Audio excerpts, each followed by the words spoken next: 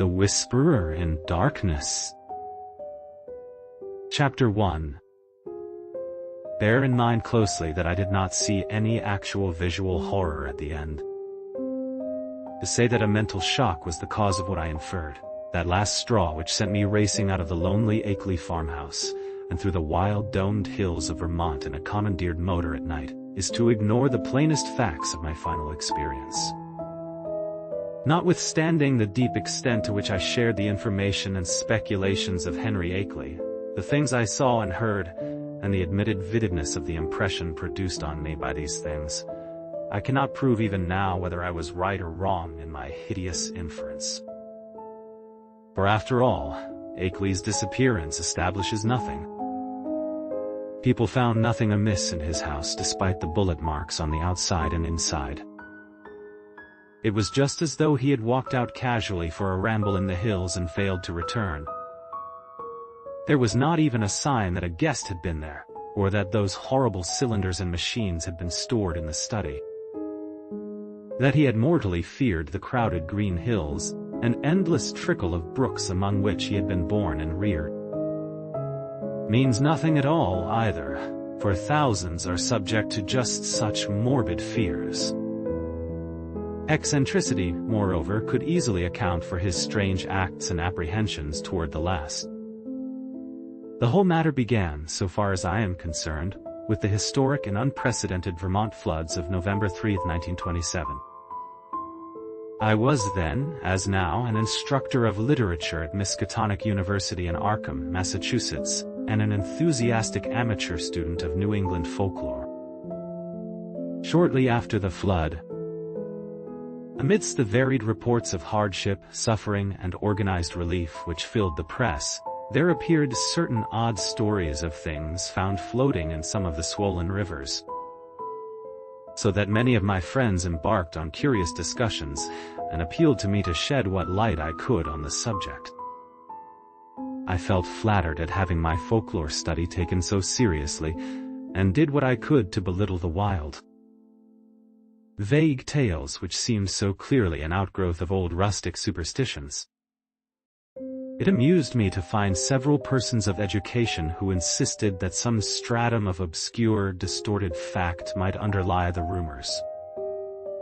The tales thus brought to my notice came mostly through newspaper cuttings. Though one yarn had an oral source, and was repeated to a friend of mine in a letter from his mother in Hardwick, Vermont. The type of thing described was essentially the same in all cases, though there seemed to be 3 separate instances involved, one connected with the Winooski River near Montpelier, another attached to the West River in Windham County beyond Newfane, and a third centering in the Passamsic in Caledonia County, above Lyndonville. Of course, many of the stray items mentioned other instances, but on analysis they all seemed to boil down to these 3. In each case, country folk reported seeing one or more very bizarre and disturbing objects in the surging waters that poured down from the unfrequented hills, and there was a widespread tendency to connect these sights with a primitive, half-forgotten cycle of whispered legend, which old people resurrected for the occasion. What people thought they saw were organic shapes, not quite like any they had ever seen before. Naturally, there were many human bodies washed along by the streams in that tragic period. But those who described these strange shapes felt quite sure that they were not human, despite some superficial resemblances in size and general outline. Nor, said the witnesses, could they have been any kind of animal known to Vermont. They were pinkish things about 5 feet long, with crustaceous bodies bearing vast pairs of dorsal fins or membranous wings and several sets of articulated limbs, and with a sort of convoluted ellipsoid covered with multitudes of very short antennae, where a head would ordinarily be. It was really remarkable how closely the reports from different sources tended to coincide. Though the wonder was lessened by the fact that the old legends, shared at one time throughout the hill country, furnished a morbidly vivid picture, which might well have colored the imaginations of all the witnesses concerned. It was my conclusion that such witnesses, in every case naive and simple backwoods folk, had glimpsed the battered and bloated bodies of human beings or farm animals in the whirling currents, and had allowed the half-remembered folklore to invest these pitiful objects with fantastic attributes. The ancient folklore, while cloudy, evasive, and largely forgotten by the present generation, was of a highly singular character, and obviously reflected the influence of still earlier Indian tales. I knew it well, though I had never been in Vermont, through the exceedingly rare monograph of Eli Davenport, which embraces material orally obtained prior to 1839 among the oldest people of the state.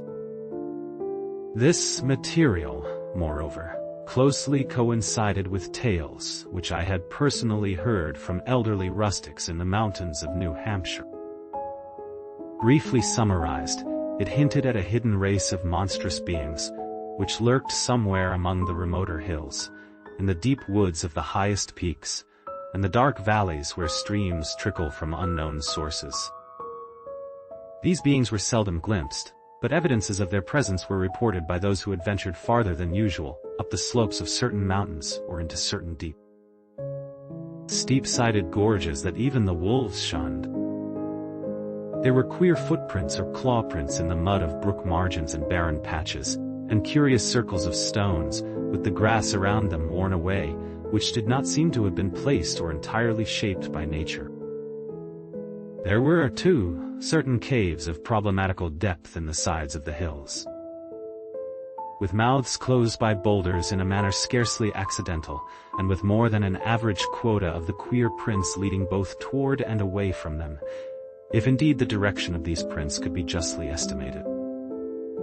And worst of all, there were the things which adventurous people had seen very rarely in the twilight of the remotest valleys and the dense perpendicular woods above the limits of normal hill climbing. It would have been less uncomfortable if the stray accounts of these things had not agreed so well. As it was, nearly all the rumors had several points in common, averring that the creatures were a sort of huge, light red crab with many pairs of legs, and with two great bat-like wings in the middle of the back.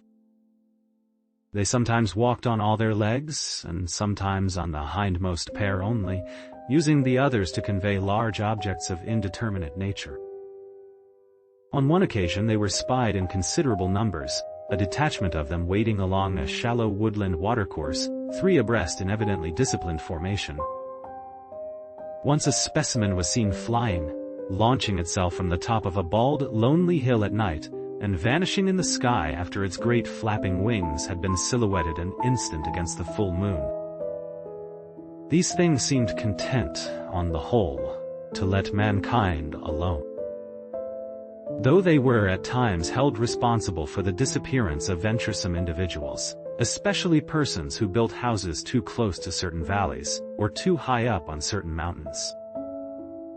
Many localities came to be known as inadvisable to settle in, the feeling persisting long after the cause was forgotten. People would look up at some of the neighboring mountain precipices with a shudder, even when not recalling how many settlers had been lost, and how many farmhouses burned to ashes, on the lower slopes of those grim green sentinels. But while according to the earliest legends the creatures would appear to have harmed only those trespassing on their privacy, there were later accounts of their curiosity respecting men, and of their attempts to establish secret outposts in the human world. There were tales of the queer claw prints seen around farmhouse windows in the morning, and of occasional disappearances in regions outside the obviously haunted areas. Tales, besides, of buzzing voices in imitation of human speech, which made surprising offers to lone travelers on roads and cart paths in the deep woods, and of children frightened out of their wits by things seen or heard where the primal forest pressed close upon their dooryards. In the final layer of legends, the layer just preceding the decline of superstition and the abandonment of close contact with the dreaded places, there are shocked references to hermits and remote farmers who at some period of life appeared to have undergone a repellent mental change, and who were shunned and whispered about as mortals who had sold themselves to the strange beings. In one of the northeastern counties, it seemed to be a fashion about 1800 to accuse eccentric and unpopular recluses of being allies or representatives of the abhorred things. As to what the things were, explanations naturally varied.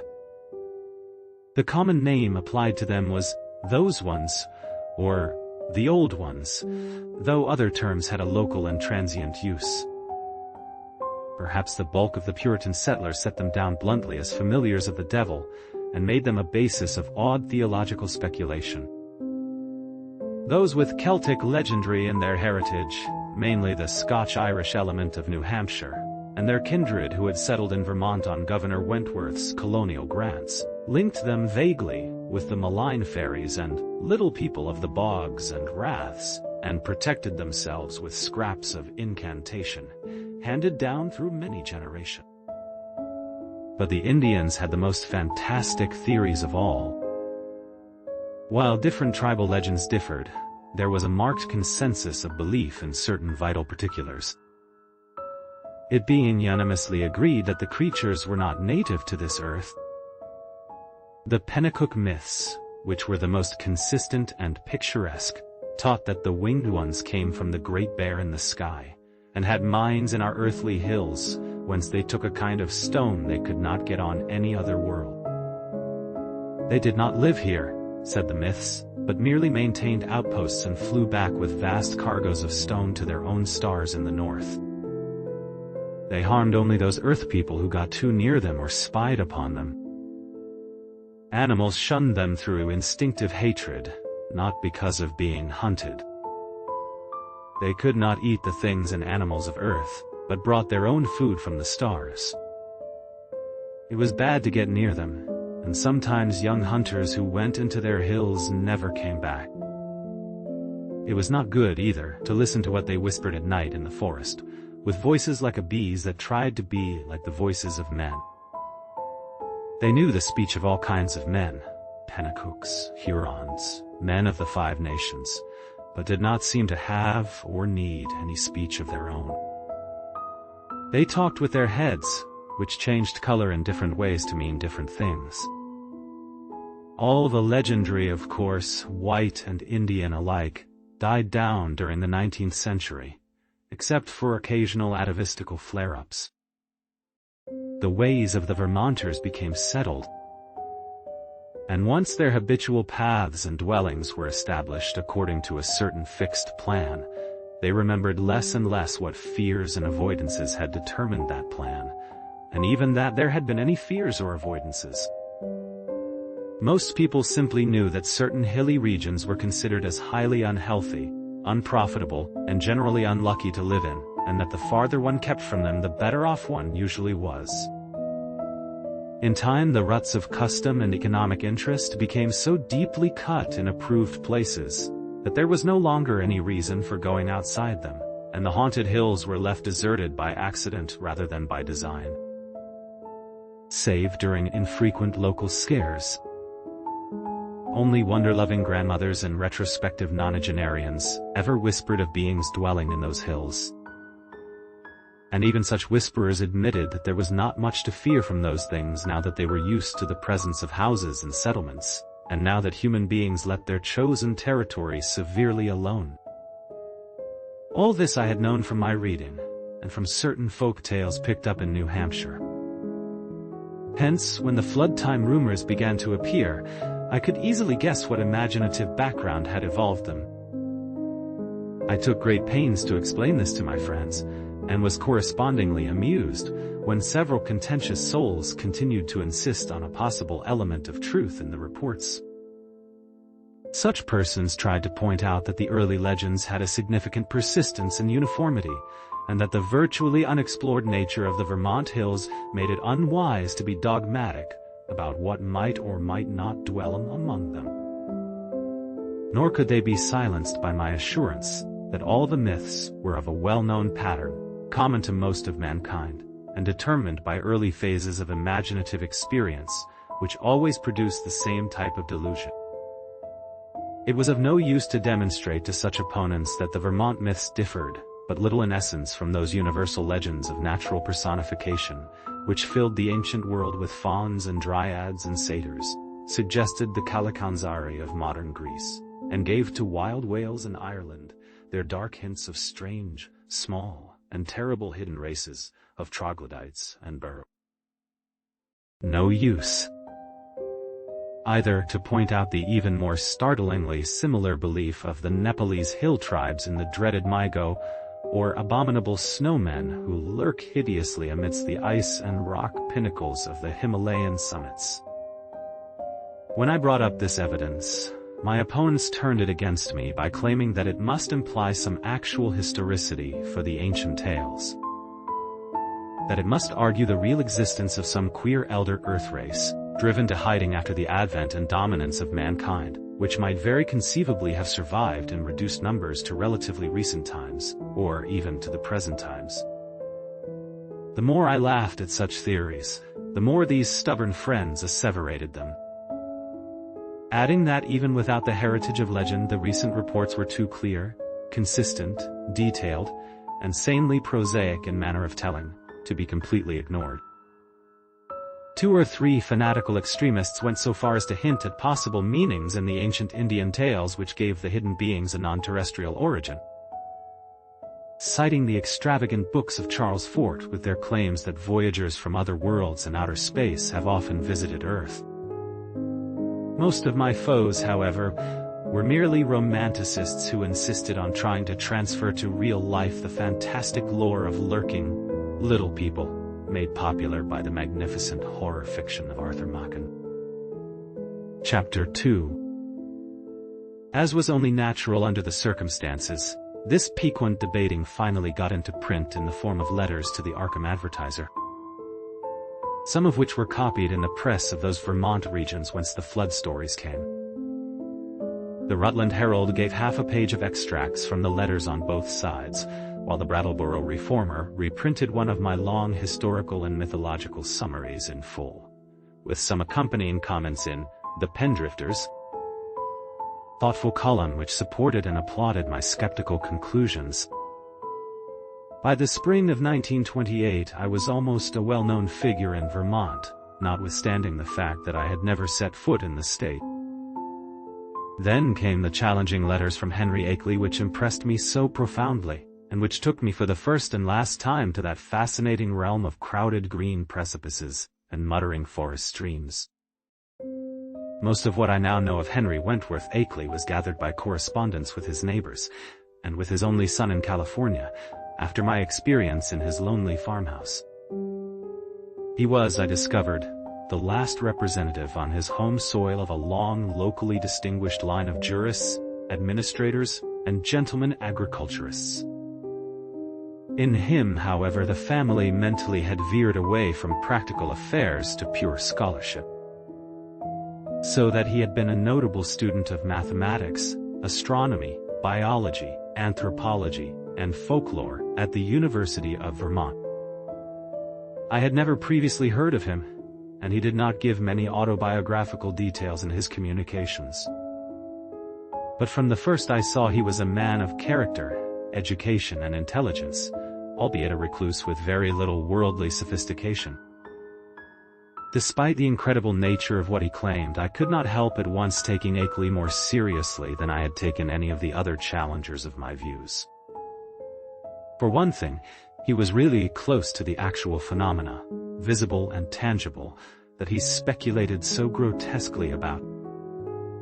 And for another thing, he was amazingly willing to leave his conclusions in a tentative state, like a true man of science. He had no personal preferences to advance, and was always guided by what he took to be solid evidence. Of course, I began by considering him mistaken, but gave him credit for being intelligently mistaken. And at no time did I emulate some of his friends in attributing his ideas, and his fear of the lonely green hills, to insanity.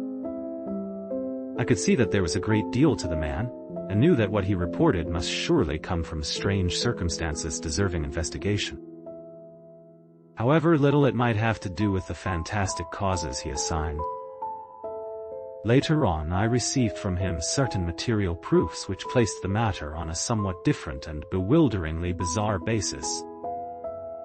I cannot do better than transcribe in full, so far as is possible, the long letter in which Akeley introduced himself, and which formed such an important landmark in my own intellectual history. It is no longer in my possession, but my memory holds almost every word of its portentous message. And again I affirm my confidence in the sanity of the man who wrote it. Here is the text, a text which reached me in the cramped, archaic-looking scrawl of one who had obviously not mingled much with the world during his sedate, scholarly life. RFD-2. Townshend, Wyndham Company. Vermont, May 5, 1928. Albert N. Wilmarth, Esquire. 118, Saltonstall St. Nshai, Arkham, Mass. My dear Sir, I have read with great interest the Brattleboro Reformers reprint, APR, 2328. Of your letter on the recent stories of strange bodies seen floating in our flooded streams last fall, and on the curious folklore they so well agree with. It is easy to see why an outlander would take the position you take, and even why Pendrifter agrees with you. That is the attitude generally taken by educated persons both in and out of Vermont, and was my own attitude as a young man. I am now 57. Before my studies, both general and in Davenport's book, led me to do some exploring in parts of the hills hereabouts not usually visited. I was directed toward such studies by the queer old tales I used to hear from elderly farmers of the more ignorant sort, but now I wish I had let the whole matter alone. I might say, with all proper modesty, that the subject of anthropology and folklore is by no means strange to me. I took a good deal of it at college, and am familiar with most of the standard authorities such as Tyler, Lubbock, Fraser, Quatrophages, Murray, Osborne, Keith, Boole, G. Elliott Smith, and so on. It is no news to me that tales of hidden races are as old as all mankind. I have seen the reprints of letters from you and those arguing with you in the Rutland Herald, and guess I know about where your controversy stands at the present time. What I desire to say now is, that I am afraid your adversaries are nearer right than yourself, even though all reason seems to be on your side. They are nearer right than they realize themselves, for of course they go only by theory, and cannot know what I know. If I knew as little of the matter as they, I would not feel justified in believing as they do. I would be wholly on your side. You can see that I am having a hard time getting to the point, probably because I really dread getting to the point. But the upshot of the matter is that I have certain evidence that monstrous things do indeed live in the woods on the high hills which nobody visits. I have not seen any of the things floating in the rivers, as reported. But I have seen things like them under circumstances I dread to repeat. I have seen footprints, and of late have seen them nearer my own home. I live in the old Akeley place south of Townshend village, on the side of Dark Mountain, than I dare tell you now. And I have overheard voices in the woods at certain points that I will not even begin to describe on paper. At one place I heard them so much that I took a phonograph there, with a dictaphone attachment and wax blank, and I shall try to arrange to have you hear the record I got. I have run it on the machine for some of the old people up here. And one of the voices had nearly scared them paralyzed by reason of its likeness to a certain voice, that buzzing voice in the woods which Davenport mentions, that their grandmothers have told about and mimicked for them. I know what most people think of a man who tells about hearing voices, but before you draw conclusions, just listen to this record and ask some of the older backwoods people what they think of it. If you can account for it normally, very well, but there must be something behind it. Ex nihilo nihil fit, you know. Now my object in writing you is not to start an argument, but to give you information which I think a man of your tastes will find deeply interesting. This is private. Publicly I am on your side, for certain things show me that it does not do for people to know too much about these matters. My own studies are now wholly private, and I would not think of saying anything to attract people's attention and cause them to visit the places I have explored. It is true, terribly true, that there are non-human creatures watching us all the time, with spies among us gathering information. It is from a wretched man who, if he was sane as I think he was one of those spies that I got a large part of my clues to the matter. He later killed himself, but I have reason to think there are others now.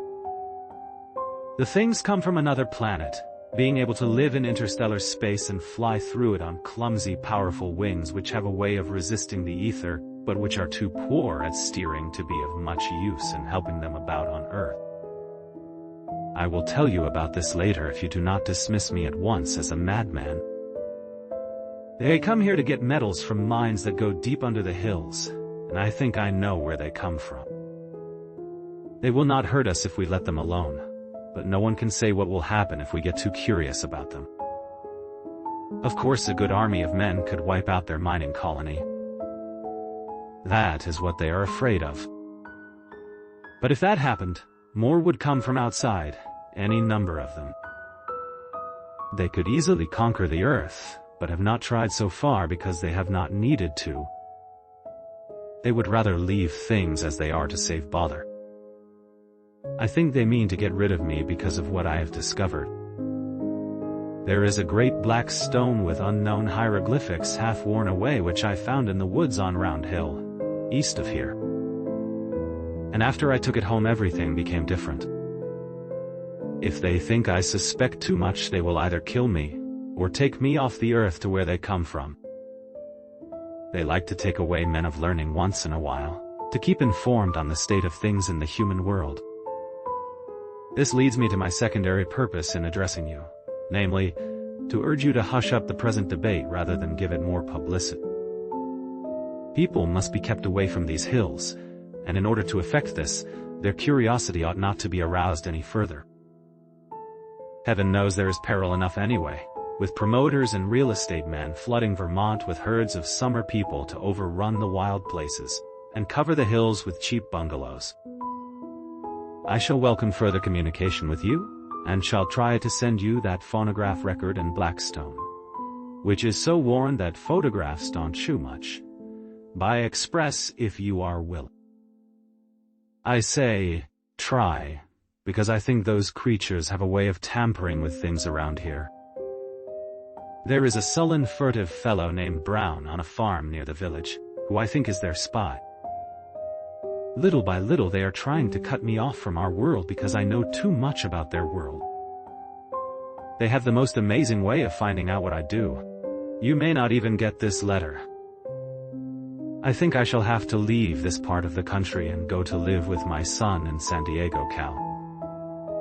If things get any worse, but it is not easy to give up the place you were born in, and where your family has lived for 6 generations. Also, I would hardly dare sell this house to anybody now that the creatures have taken notice of it. They seem to be trying to get the black stone back and destroy the phonograph record, but I shall not let them if I can help it. My great police dogs always hold them back, for there are very few here as yet, and they are clumsy in getting about. As I have said, their wings are not much use for short flights on Earth. I am on the very brink of deciphering that stone, in a very terrible way, and with your knowledge of folklore you may be able to supply missing links enough to help me. I suppose you know all about the fearful myths antedating the coming of man to the Earth, the Yog-Sothoth and Cthulhu cycles, which are hinted at in the Necronomicon. I had access to a copy of that once, and hear that you have one in your college library, under lock and key. To conclude, Mr. Wilmarth, I think that with our respective studies we can be very useful to each other. I don't wish to put you in any peril, and suppose I ought to warn you that possession of the stone and the record won't be very safe. But I think you will find any risks worth running for the sake of knowledge. I will drive down to Newfane or Brattleboro to send whatever you authorize me to send. For the express offices there are more to be trusted.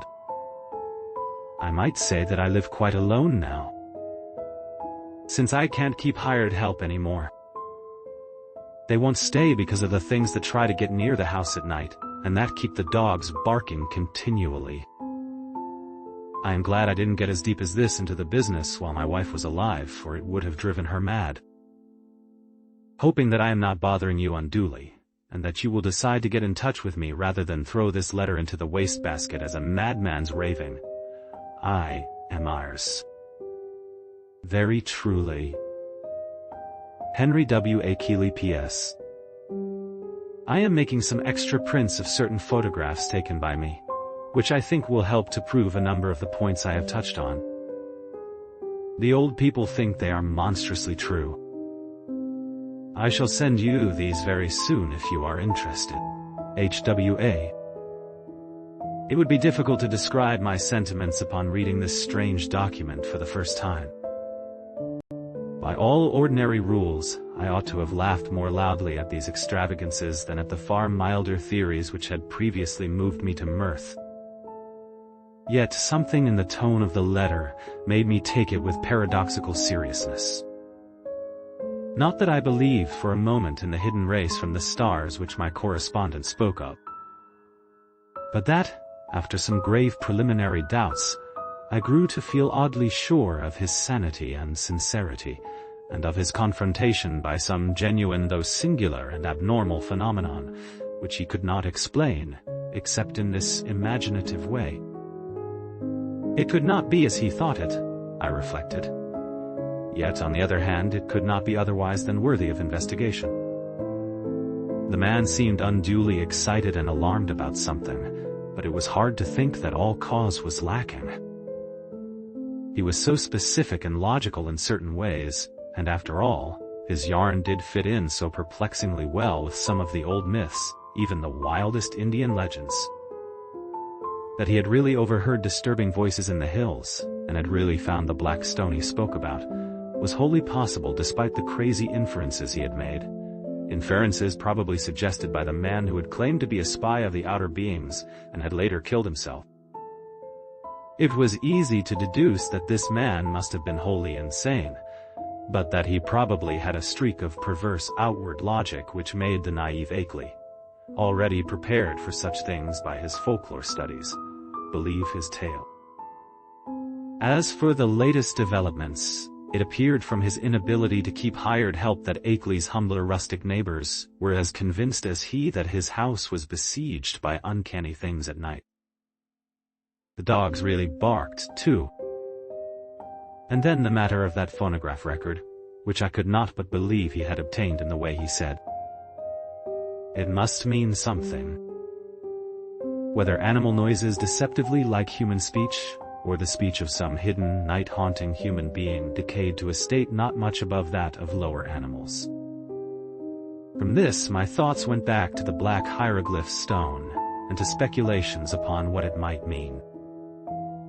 Then, too, what of the photographs which Akeley said he was about to send, and which the old people had found so convincingly terrible? As I reread the cramped handwriting, I felt as never before that my credulous opponents might have more on their side than I had conceded. After all, there might be some queer, and perhaps hereditarily misshapen outcasts in those shunned hills, even though no such race of star-born monsters as folklore claimed. And if there were, then the presence of strange bodies in the flooded streams would not be wholly beyond belief. Was it too presumptuous to suppose that both the old legends and the recent reports had this much of reality behind them? But even as I harbored these doubts, I felt ashamed that so fantastic a piece of bizarrerie as Henry Akeley's wild letter had brought them up. In the end, I answered Akeley's letter, adopting a tone of friendly interest and soliciting further particulars. His reply came almost by return mail, and contained, true to promise, a number of Kodak views of scenes and objects illustrating what he had to tell. Glancing at these pictures as I took them from the envelope, I felt a curious sense of fright and nearness to forbidden things. For in spite of the vagueness of most of them, they had a damnably suggestive power, which was intensified by the fact of their being genuine photographs, actual optical links with what they portrayed, and the product of an impersonal transmitting process, without prejudice, fallibility, or mendacity. The more I looked at them, the more I saw that my serious estimate of Akeley and his story had not been unjustified. Certainly these pictures carried conclusive evidence of something in the Vermont hills which was at least vastly outside the radius of our common knowledge and belief. The worst thing of all was the footprint, a view taken where the sun shone on a mud patch somewhere in a deserted upland. This was no cheaply counterfeited thing, I could see at a glance. For the sharply defined pebbles and grass blades in the field of vision gave a clear index of scale, and left no possibility of a tricky double exposure. I have called the thing a footprint, but clawprint would be a better term. Even now I can scarcely describe it save to say that it was hideously crab-like, and that there seemed to be some ambiguity about its direction. It was not a very deep or fresh print, but seemed to be about the size of an average man's foot. From a central pad, pairs of saw-toothed nippers projected in opposite directions, quite baffling as to function, if indeed the whole object were exclusively an organ of locomotion. Another photograph, evidently a time exposure taken in deep shadow, was of the mouth of a woodland cave, with a boulder of rounded regularity choking the aperture.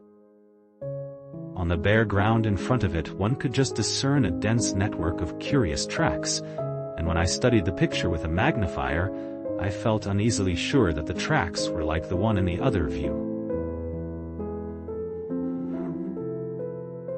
A third picture showed a druid-like circle of standing stones on the summit of a wild hill. Around the cryptic circle the grass was very much beaten down and worn away, though I could not detect any footprints even with the glass.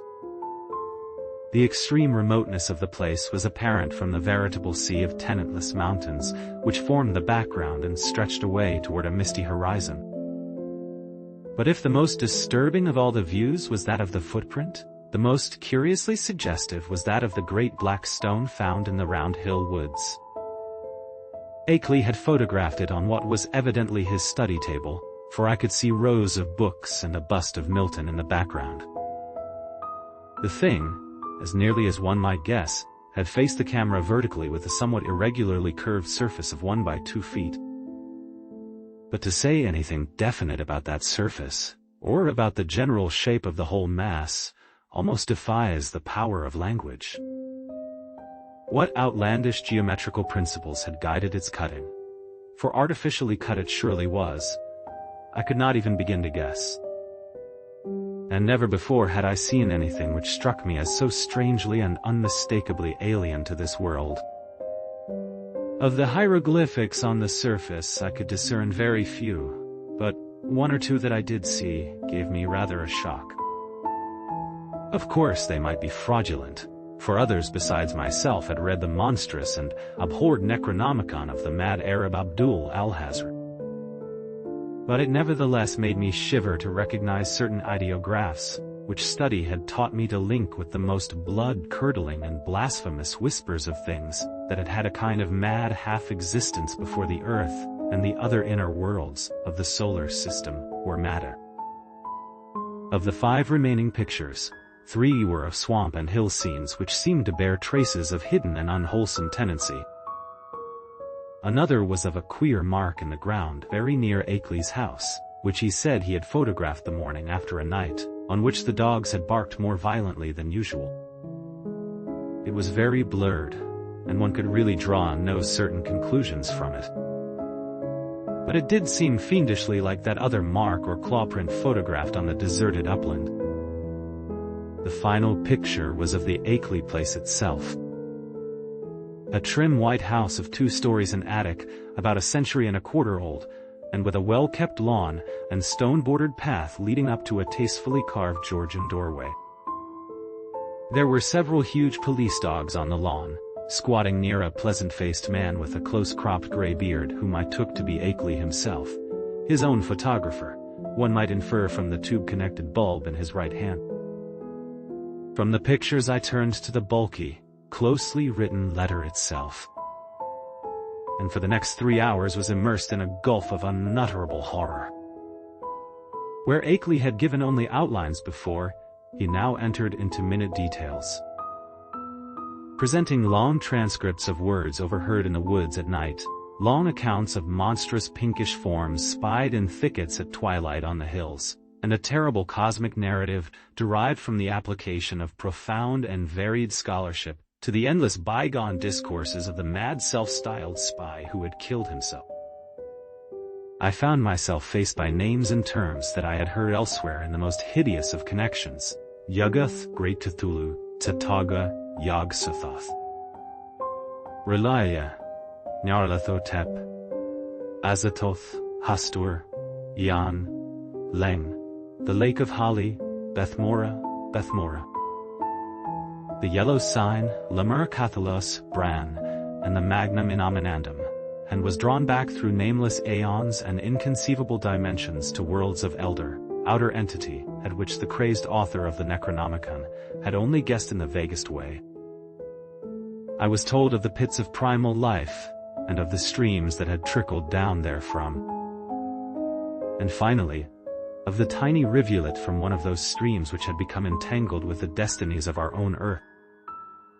My brain whirled, and where before I had attempted to explain things away, I now began to believe in the most abnormal and incredible wonders. The array of vital evidence was damnably vast and overwhelming, and the cool, scientific attitude of Akeley, an attitude removed as far as imaginable from the demented, the fanatical, the hysterical, or even the extravagantly speculative, had a tremendous effect on my thought and judgment.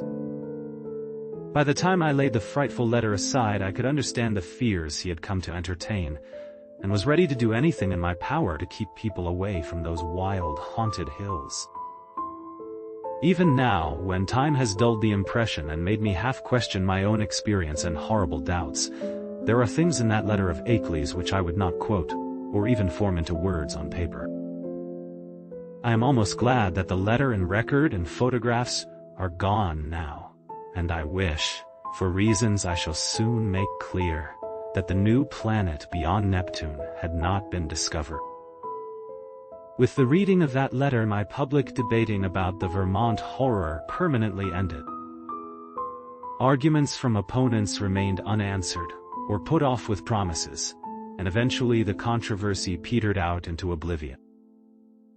During late May and June I was in constant correspondence with Akeley, though once in a while a letter would be lost, so that we would have to retrace our ground and perform considerable laborious copying.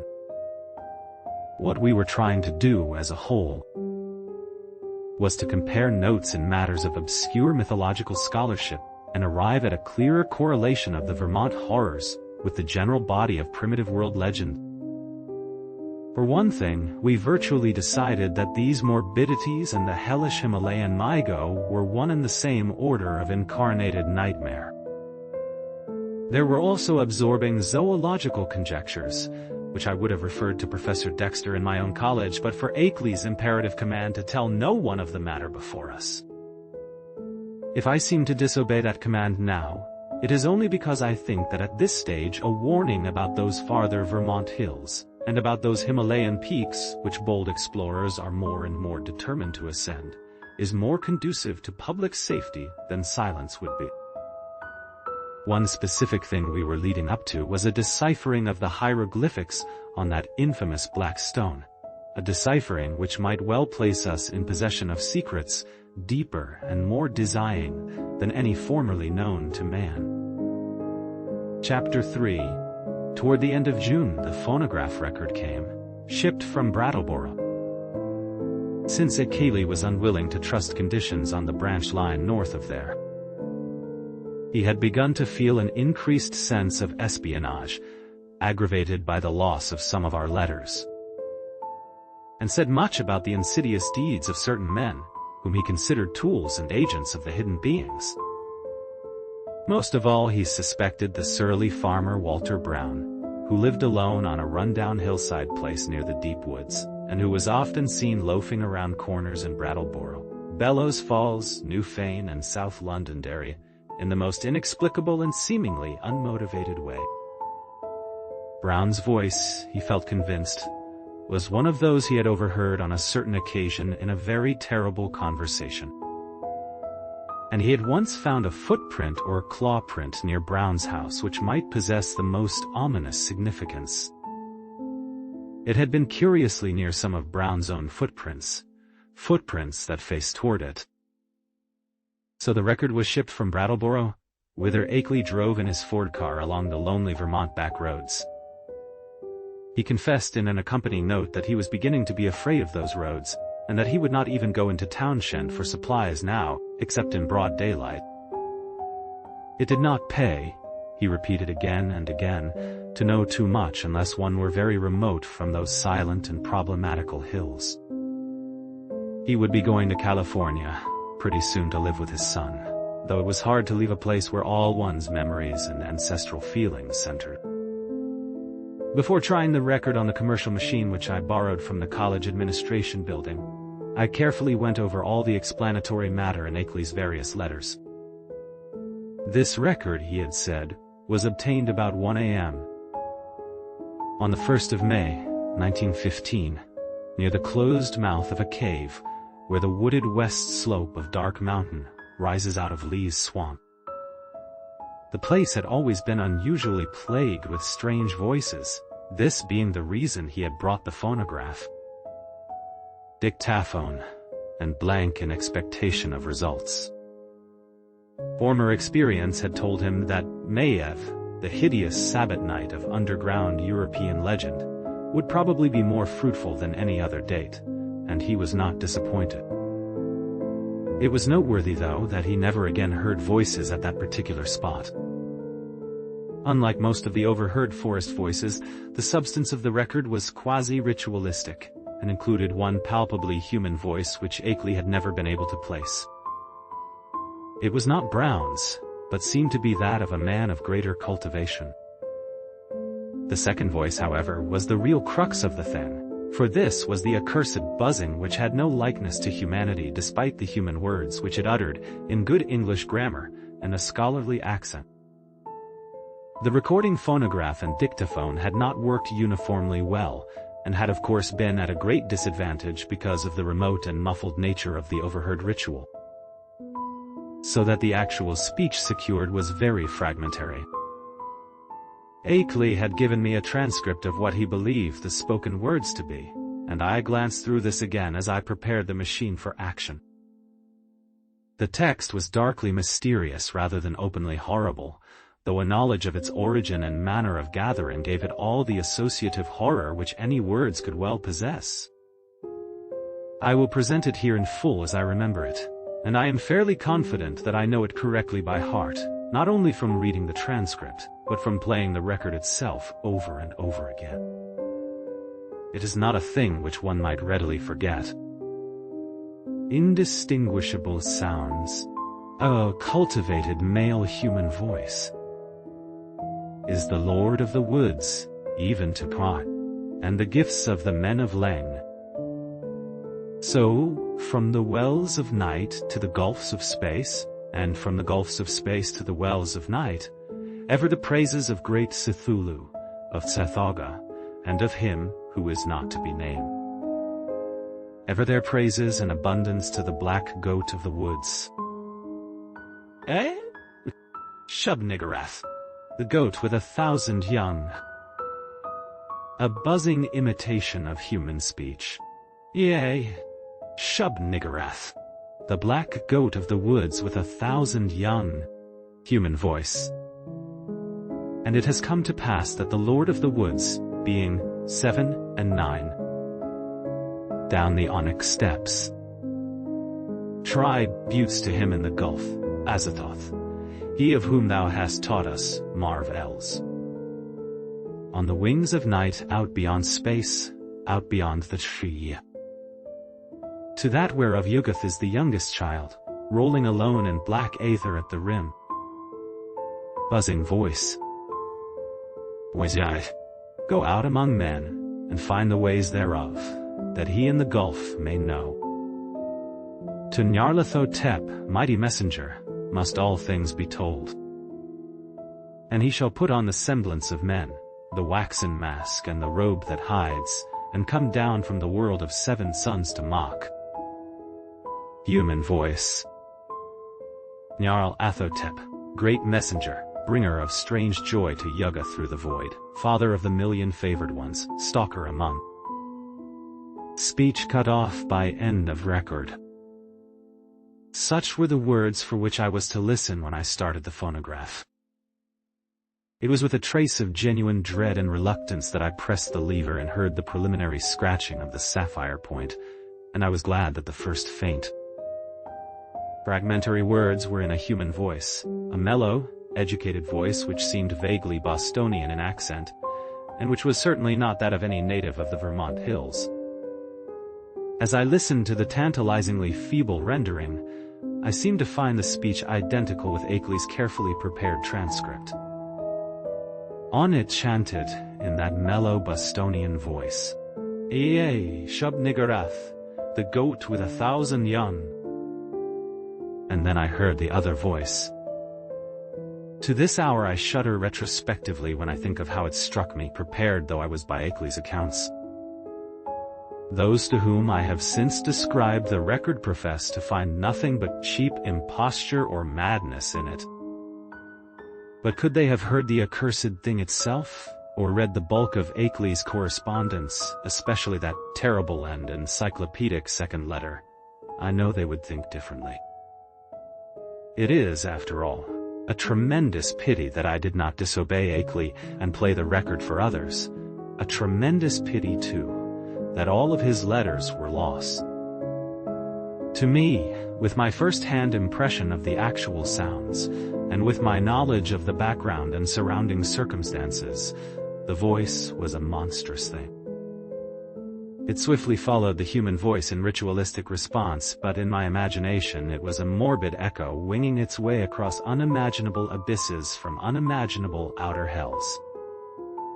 It is more than 2 years now since I last ran off that blasphemous waxen cylinder. But at this moment, and at all other moments, I can still hear that feeble, fiendish buzzing as it reached me for the first time. Shub-Niggurath, the black goat of the woods with 1,000 young. But, though that voice is always in my ears, I have not even yet been able to analyze it well enough for a graphic description. It was like the drone of some loathsome gigantic insect ponderously shaped into the articulate speech of an alien species, and I am perfectly certain that the organs producing it can have no resemblance to the vocal organs of man, or, indeed, to those of any of the mammalia. There were singularities in timbre, range, and overtones which placed this phenomenon wholly outside the sphere of humanity and earthlight. Its sudden advent that first time almost stunned me, and I heard the rest of the record through in a sort of abstracted daze.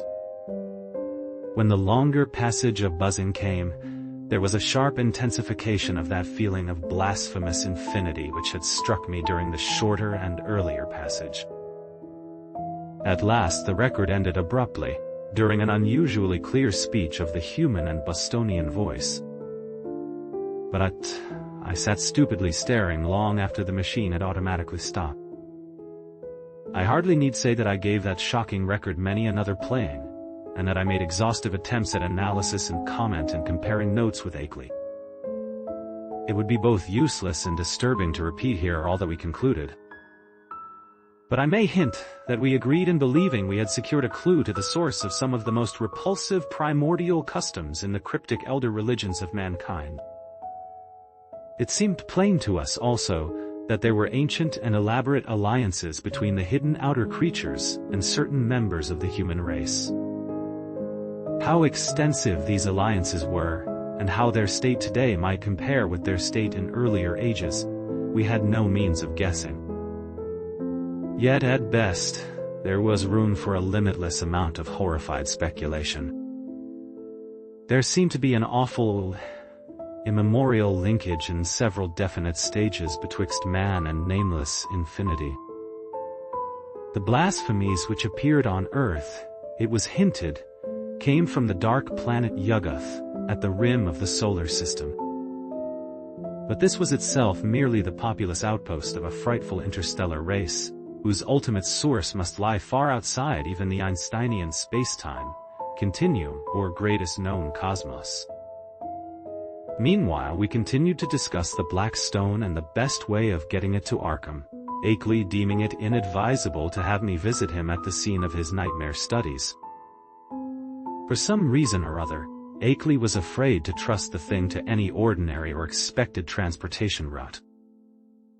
His final idea was to take it across county to Bellows Falls and ship it on the Boston and Maine system through Keene and Winchendon and Fitchburg, even though this would necessitate his driving along somewhat lonelier and more forest-traversing hill roads than the main highway to Brattleboro.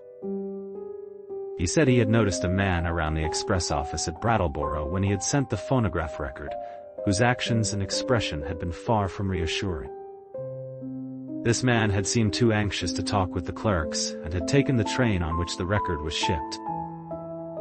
Akeley confessed that he had not felt strictly at ease about that record until he heard from me of its safe receipt. About this time, the second week in July, another letter of mine went astray, as I learned through an anxious communication from Akeley. After that he told me to address him no more at Townshend, but to send all mail, in care of the general delivery at Brattleboro, whither he would make frequent trips either in his car or on the motor coach line, which had lately replaced passenger service on the lagging branch railway. I could see that he was getting more and more anxious, for he went into much detail about the increased barking of the dogs on moonless nights, and about the fresh claw prints he sometimes found in the road and in the mud at the back of his farmyard when morning came. Once he told about a veritable army of prints drawn up in a line facing an equally thick and resolute line of dog tracks, and sent a loathsomely disturbing Kodak picture to prove it. That was after a night on which the dogs had outdone themselves in barking and howling. On the morning of Wednesday, July 18th, I received a telegram from Bellows Falls, in which Akeley said he was expressing the Black Stone over the B. And M on train no. 5508 leaving Bellows Falls at 12:15 p.m. Standard Time, and due at the North Station in Boston at 4:12 p.m. It ought, I calculated, to get up to Arkham at least by the next noon. And accordingly I stayed in all Thursday morning to receive it. But noon came and went without its advent, and when I telephoned down to the express office I was informed that no shipment for me had arrived. My next act, performed amidst a growing alarm, was to give a long-distance call to the express agent at the Boston North Station. And I was scarcely surprised to learn that my consignment had not appeared. Train no. Ways. 5508 had pulled in only 35 minutes late on the day before, but had contained no box addressed to me. The agent promised, however, to institute a searching inquiry, and I ended the day by sending Akeley a night letter outlining the situation. With commendable promptness, a report came from the Boston office on the following afternoon, the agent telephoning as soon as he learned the facts. It seemed that the railway express clerk on number duty 5508 had been able to recall an incident which might have much bearing on my loss, an argument with a very curious-voiced man, lean, sandy and rustic-looking, when the train was waiting at Keene, N.H. shortly after 1 o'clock Standard Time. The man, he said, was greatly excited about a heavy box which he claimed to expect, but which was neither on the train nor entered on the company's books. He had given the name of Stanley Adams, and it had such a queerly thick droning voice, that it made the clerk abnormally dizzy and sleepy to listen to him. The clerk could not remember quite how the conversation had ended, but recalled starting into a fuller awakeness when the train began to move. The Boston agent added that this clerk was a young man of wholly unquestioned veracity and reliability, of known antecedents, and long with the company. That evening I went to Boston to interview the clerk in person, having obtained his name and address from the office. He was a frank, prepossessing fellow, but I saw that he could add nothing to his original account. Oddly, he was scarcely sure that he could even recognize the strange inquirer again. Realizing that he had no more to tell, I returned to Arkham and sat up till morning writing letters to Akeley, to the express company, and to the police department and station agent in Keene. I felt that the strange-voiced man who had so queerly affected the clerk must have a pivotal place in the ominous business, and hoped that Keene station employees and telegraph office records might tell something about him, and about how he happened to make his inquiry, when and where he did it. I must admit, however, that all my investigations came to nothing.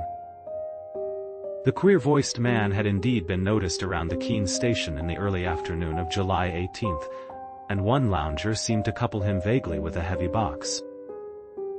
But he was altogether unknown, and had not been seen before or since. He had not visited the telegraph office or received any message so far as could be learned, nor had any message which might justly be considered a notice of the Black Stone's presence on No.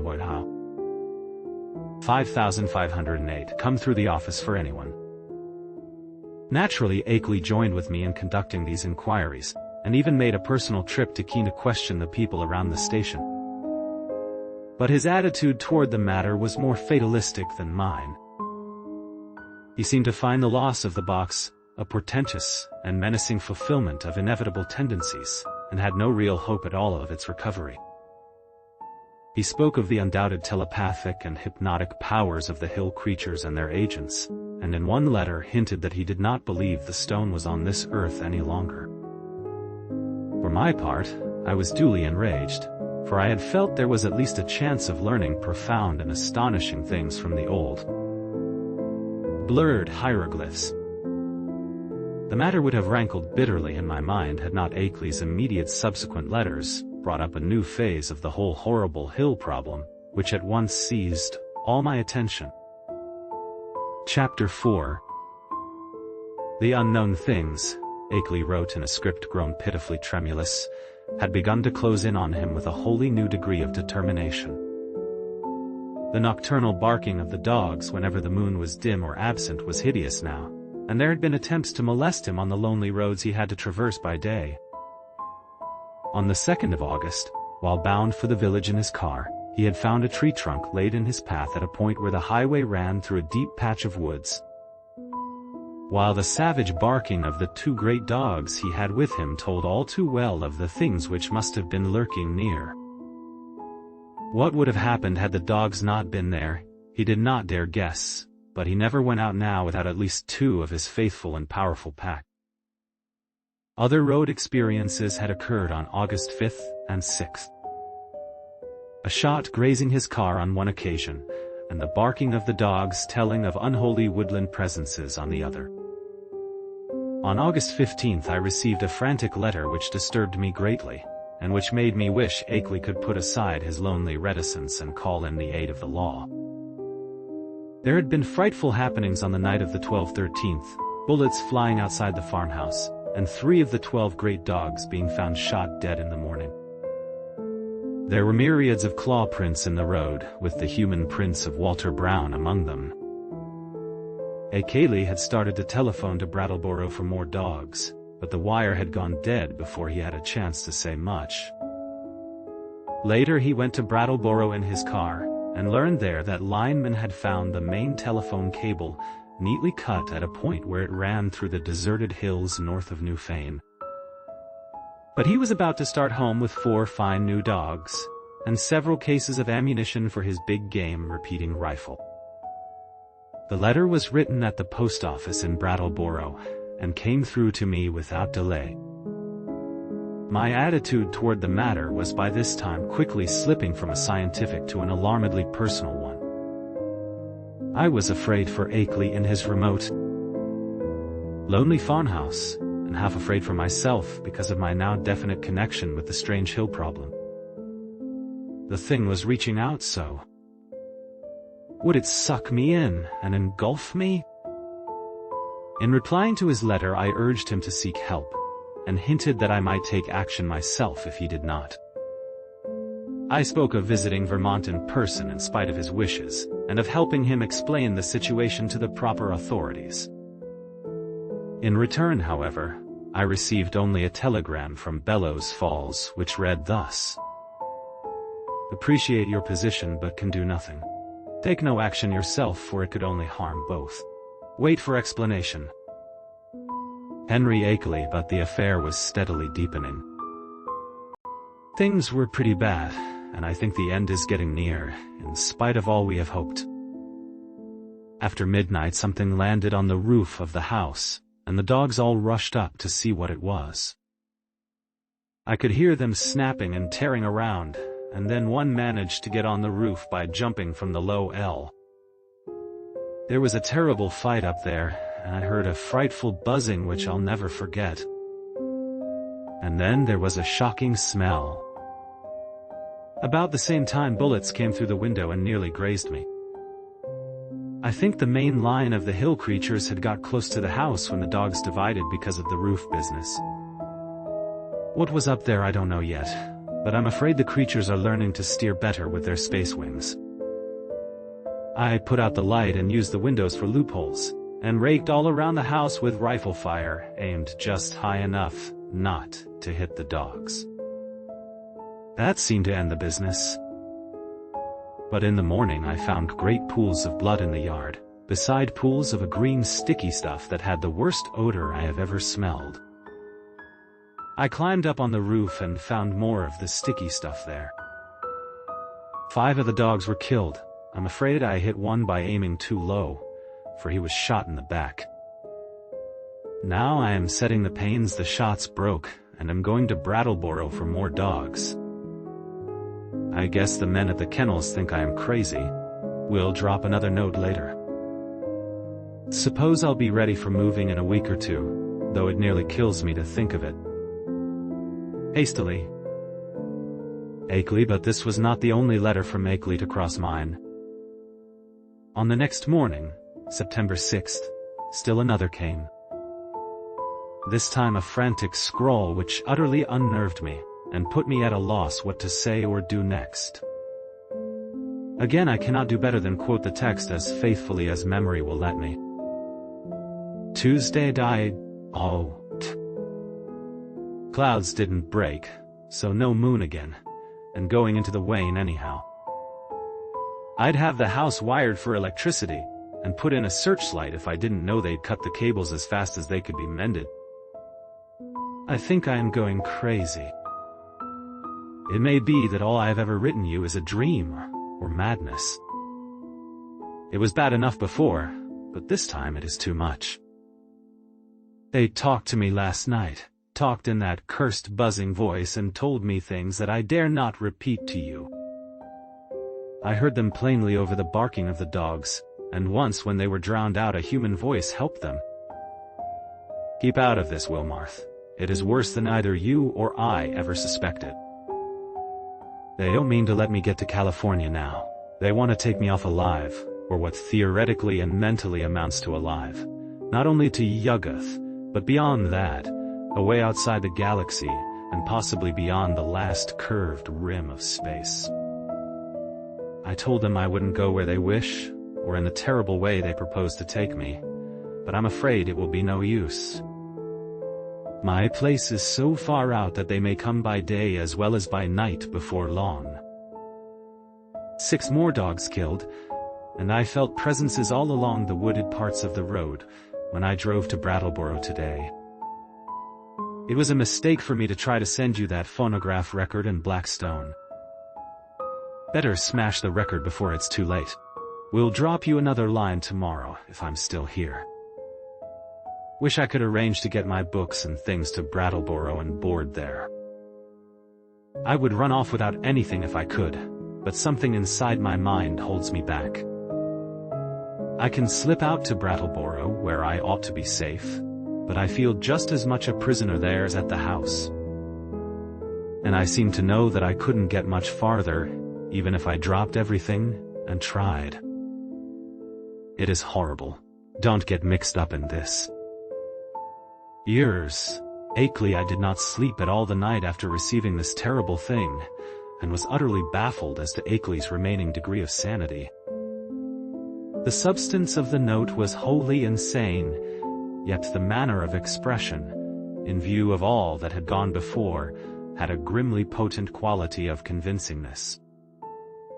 I made no attempt to answer it, thinking it better to wait until Akeley might have time to reply to my latest communication.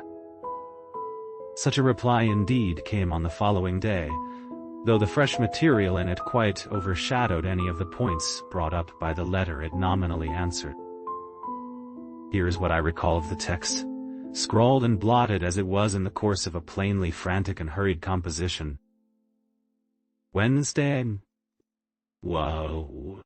Your letter came, but it's no use to discuss anything anymore. I am fully resigned. Wonder that I have even enough willpower left to fight them off. Can't escape even if I were willing to give up everything and run. They'll get me. Had a letter from them yesterday. RFD man brought it while I was at Brattleboro. Typed and postmarked Bellows Falls. Tells what they want to do with me. I can't repeat it. Look out for yourself, too. Smash that record. Cloudy nights keep up, and moon waning all the time. Wish I dared to get help. It might brace up my willpower. But everyone who would dare to come at all would call me crazy unless there happened to be some proof. Couldn't ask people to come for no reason at all. I'm all out of touch with everybody, and have been for years. But I haven't told you the worst, Wilmarth. Brace up to read this, for it will give you a shock.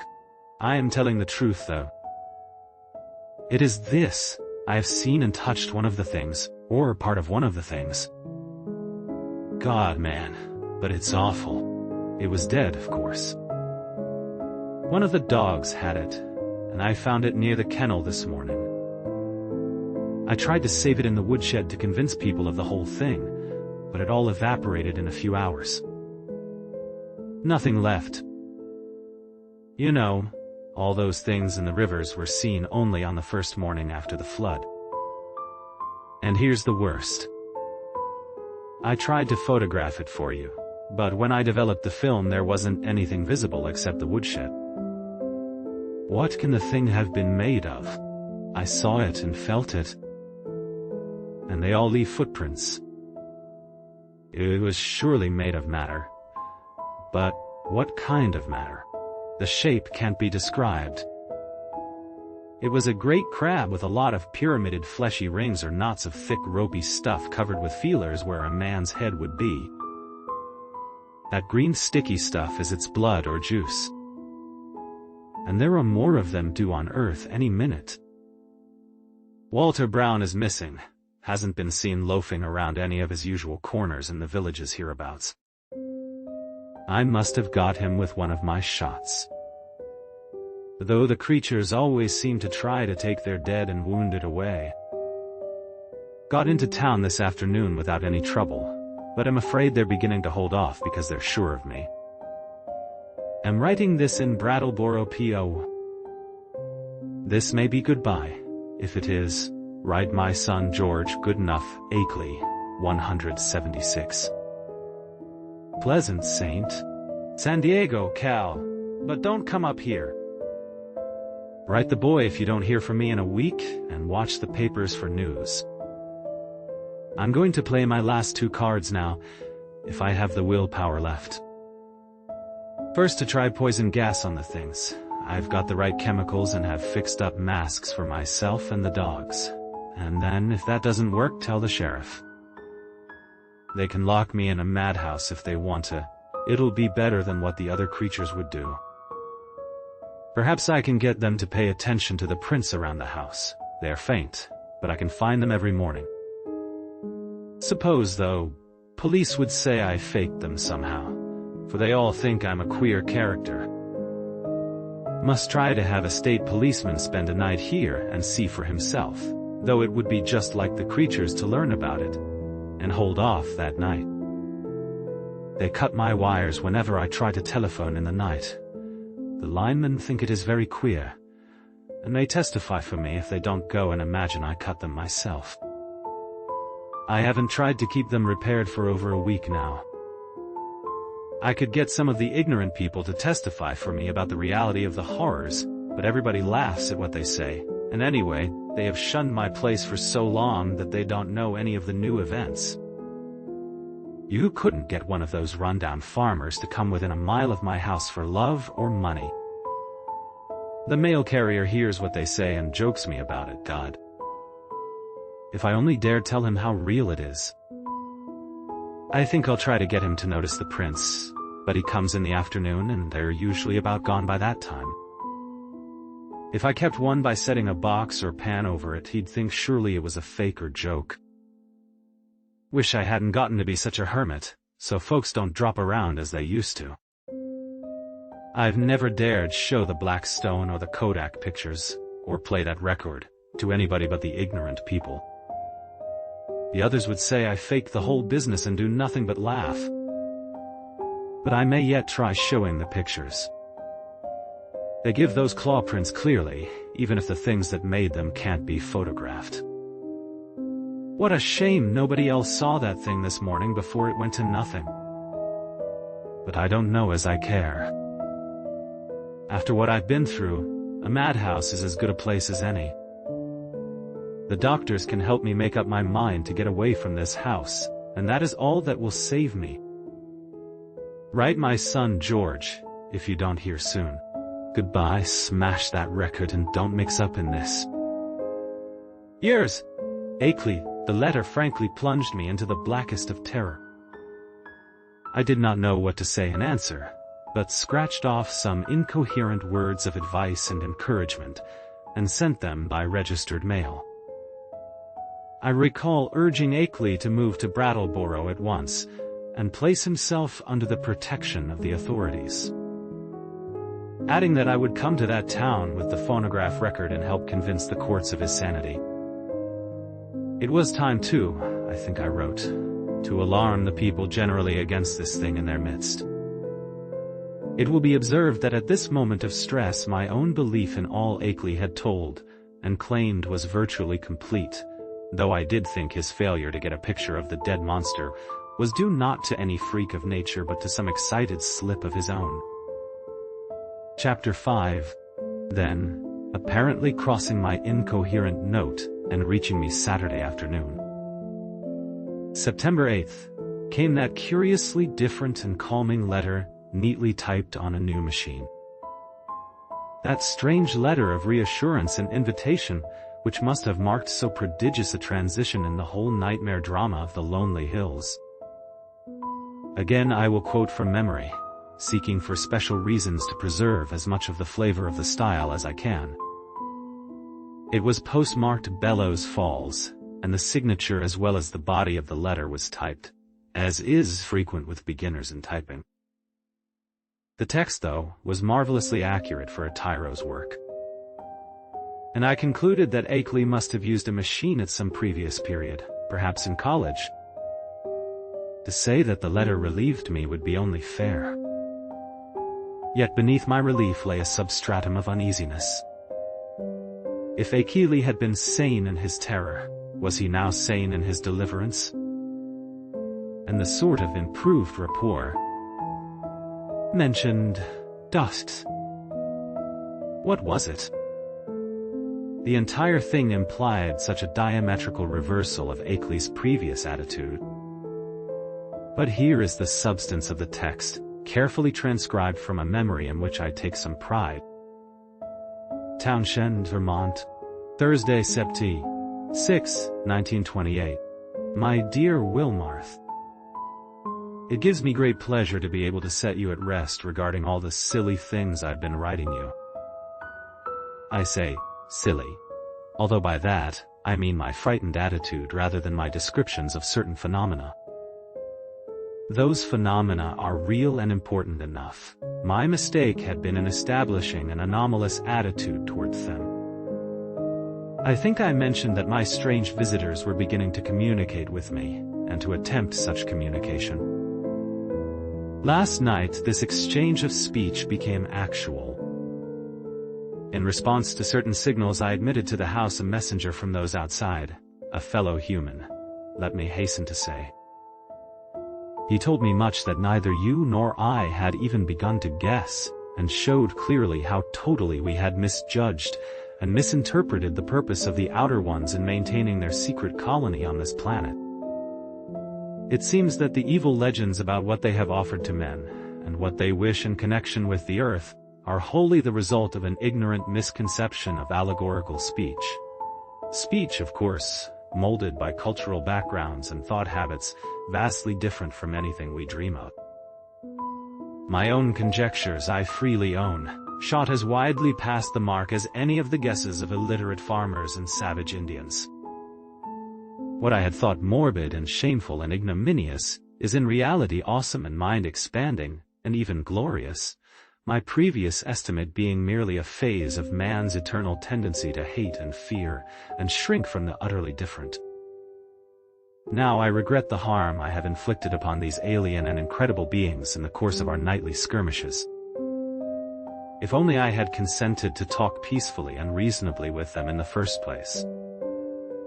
But they bear me no grudge, their emotions being organized very differently from ours. It is their misfortune to have had as their human agents in Vermont some very inferior specimens, the late Walter Brown, for example. He prejudiced me vastly against them. Actually, they have never knowingly harmed men, but have often been cruelly wronged and spied upon by our species. There is a whole secret cult of evil men. A man of your mystical erudition will understand me when I link them with Hastur and the Yellow Sign. Devoted to the purpose of tracking them down and injuring them on behalf of monstrous powers from other dimensions. It is against these aggressors, not against normal humanity, that the drastic precautions of the Outer Ones are directed. Incidentally, I learned that many of our lost letters were stolen, not by the Outer Ones but by the emissaries of this malign cult. All that the Outer Ones wish of man is peace and non-molestation, and an increasing intellectual rapport.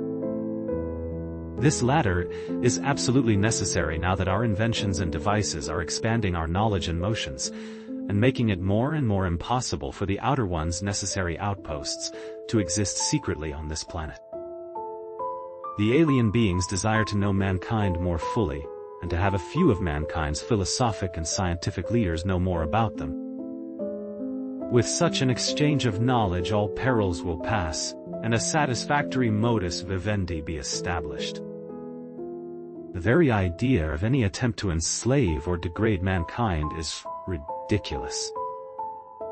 As a beginning of this improved rapport, the Outer Ones have naturally chosen me, whose knowledge of them is already so considerable, as their primary interpreter on Earth. Much was told me last night. Facts of the most stupendous and vista-opening nature, and more will be subsequently communicated to me both orally and in writing. I shall not be called upon to make any trip outside just yet, though I shall probably wish to do so later on, employing special means and transcending everything which we have hitherto been accustomed to regard as human experience. My house will be besieged no longer. Everything has reverted to normal, and the dogs will have no further occupation. In place of terror, I have been given a rich boon of knowledge and intellectual adventure which few other mortals have ever shared. The outer beings are perhaps the most marvelous organic things in or beyond all space and time, members of a cosmos-wide race of which all other life forms are merely degenerate variants. They are more vegetable than animal, if these terms can be applied to the sort of matter composing them, and have a somewhat fungoid structure. Though the presence of a chlorophyll-like substance and a very singular nutritive system differentiate them altogether from true cormophytic fungi. Indeed, the type is composed of a form of matter totally alien to our part of space, with electrons having a wholly different vibration rate. That is why the beings cannot be photographed on the ordinary camera films and plates of our known universe, even though our eyes can see them. With proper knowledge. However, any good chemist could make a photographic emulsion which would record their images. The genus is unique in its ability to traverse the heatless and airless interstellar void in full corporeal form, and some of its variants cannot do this without mechanical aid or curious surgical transpositions. Only a few species have the ether-resisting wings characteristic of the Vermont variety. Those inhabiting certain remote peaks in the Old World were brought in other ways. Their external resemblance to animal life, and to the sort of structure we understand as material, is a matter of parallel evolution rather than of close kinship. Their brain capacity exceeds that of any other surviving life form, although the winged types of our hill country are by no means the most highly developed. Telepathy is their usual means of discourse, though they have rudimentary vocal organs which, after a slight operation, for surgery is an incredibly expert and everyday thing among them, can roughly duplicate the speech of such types of organism as still use speech. Their main immediate abode is a still undiscovered and almost lightless planet at the very edge of our solar system, beyond Neptune and the ninth in distance from the Sun. It is, as we have inferred, the object mystically hinted at as Yuggoth in certain ancient and forbidden writings. And it will soon be the scene of a strange focusing of thought upon our world, in an effort to facilitate mental rapport. I would not be surprised if astronomers became sufficiently sensitive to these thought currents to discover Yuggoth when the outer ones wish them to do so. But Yuggoth, of course, is only the stepping stone. The main body of the beings inhabits strangely organized abysses wholly beyond the utmost reach of any human imagination. The space-time globule which we recognize as the totality of all cosmic entity is only an atom in the genuine infinity which is theirs. And as much of this infinity as any human brain can hold is eventually to be opened up to me, as it has been to not more than 50 other men since the human race has existed. You will probably call this raving at first, Wilmarth, but in time you will appreciate the titanic opportunity I have stumbled upon. I want you to share as much of it as is possible, and to that end must tell you thousands of things that won't go on paper. In the past I have warned you not to come to see me. Now that all is safe, I take pleasure in rescinding that warning and inviting you. Can't you make a trip up here before your college term opens? It would be marvelously delightful if you could. Bring along the phonograph record and all my letters to you as consultative data. We shall need them in piecing together the whole tremendous story. You might bring the Kodak prints too, since I seem to have mislaid the negatives in my own prints in all this recent excitement. But what a wealth of facts I have to add to all this groping and tentative material, and what a stupendous device I have to supplement my additions. Don't hesitate. I am free from espionage now, and you will not meet anything unnatural or disturbing. Just come along and let my car meet you at the Brattleboro station. Prepare to stay as long as you can, and expect many an evening of discussion of things beyond all human conjecture. Don't tell anyone about it, of course, for this matter must not get to the promiscuous public. The train service to Brattleboro is not bad. You can get a timetable in Boston. Take the B&M to Greenfield, and then change for the brief remainder of the way. I suggest you're taking the convenient 4:10 p.m. standard from Boston. This gets into Greenfield at 7:35, and at 9:19 a train leaves there which reaches Brattleboro at 10:01. That is weekdays. Let me know the date, and I'll have my car on hand at the station. Pardon this typed letter, but my handwriting has grown shaky of late, as you know, and I don't feel equal to long stretches of script. I got this new Corona in Brattleboro yesterday. It seems to work very well. Awaiting word, and hoping to see you shortly with the phonograph record and all my letters, and the Kodak prints. I am yours in anticipation. Henry W. A. Keeley. I. To Albert N. Wilmarth, Esquire. Miskatonic University. Arkham, Mass. The complexity of my emotions upon reading, rereading, and pondering over this strange and unlooked-for letter is past adequate description. I have said that I was at once relieved and made uneasy, but this expresses only crudely the overtones of diverse and largely subconscious feelings, which comprised both the relief and the uneasiness. To begin with, the thing was so antipodally at variance with the whole chain of horrors preceding it. The change of mood from stark terror to cool complacency and even exultation was so unheralded, lightning-like, and complete. I could scarcely believe that a single day could so alter the psychological perspective of one who had written that final frenzied bulletin of Wednesday, no matter what relieving disclosures that day might have brought. At certain moments, a sense of conflicting unrealities made me wonder whether this whole distantly reported drama of fantastic forces were not a kind of half-illusory dream, created largely within my own mind. Then I thought of the phonograph record, and gave way to still greater bewilderment. The letter seemed so unlike anything which could have been expected. As I analyzed my impression, I saw that it consisted of two distinct phases. First, granting that Akeley had been sane before and was still sane, the indicated change in the situation itself was so swift and unthinkable. And secondly, the change in Akeley's own manner, attitude and language was so vastly beyond the normal or the predictable. The man's whole personality seemed to have undergone an insidious mutation, a mutation so deep that one could scarcely reconcile his two aspects with the supposition that both represented equal sanity. Word choice, spelling, all were subtly different.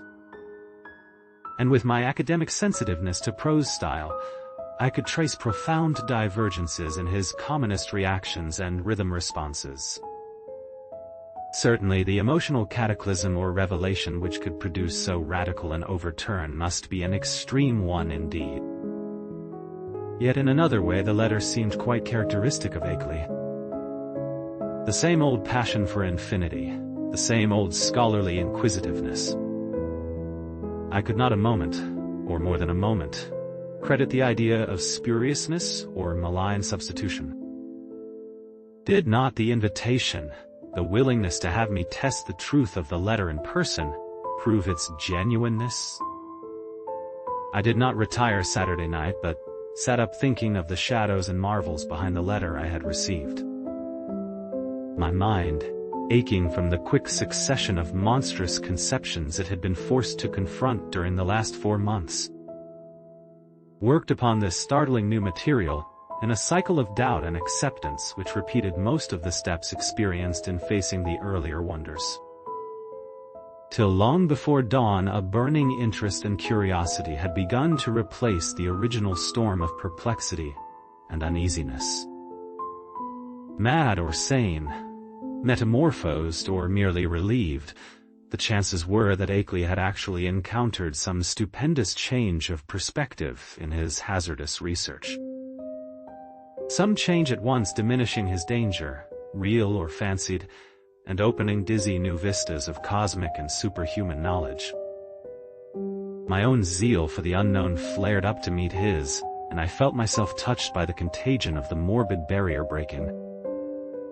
To shake off the maddening and wearying limitations of time and space and natural law, to be linked with the vast outside, to come close to the nighted and abysmal secrets of the infinite and the ultimate, surely such a thing was worth the risk of one's life.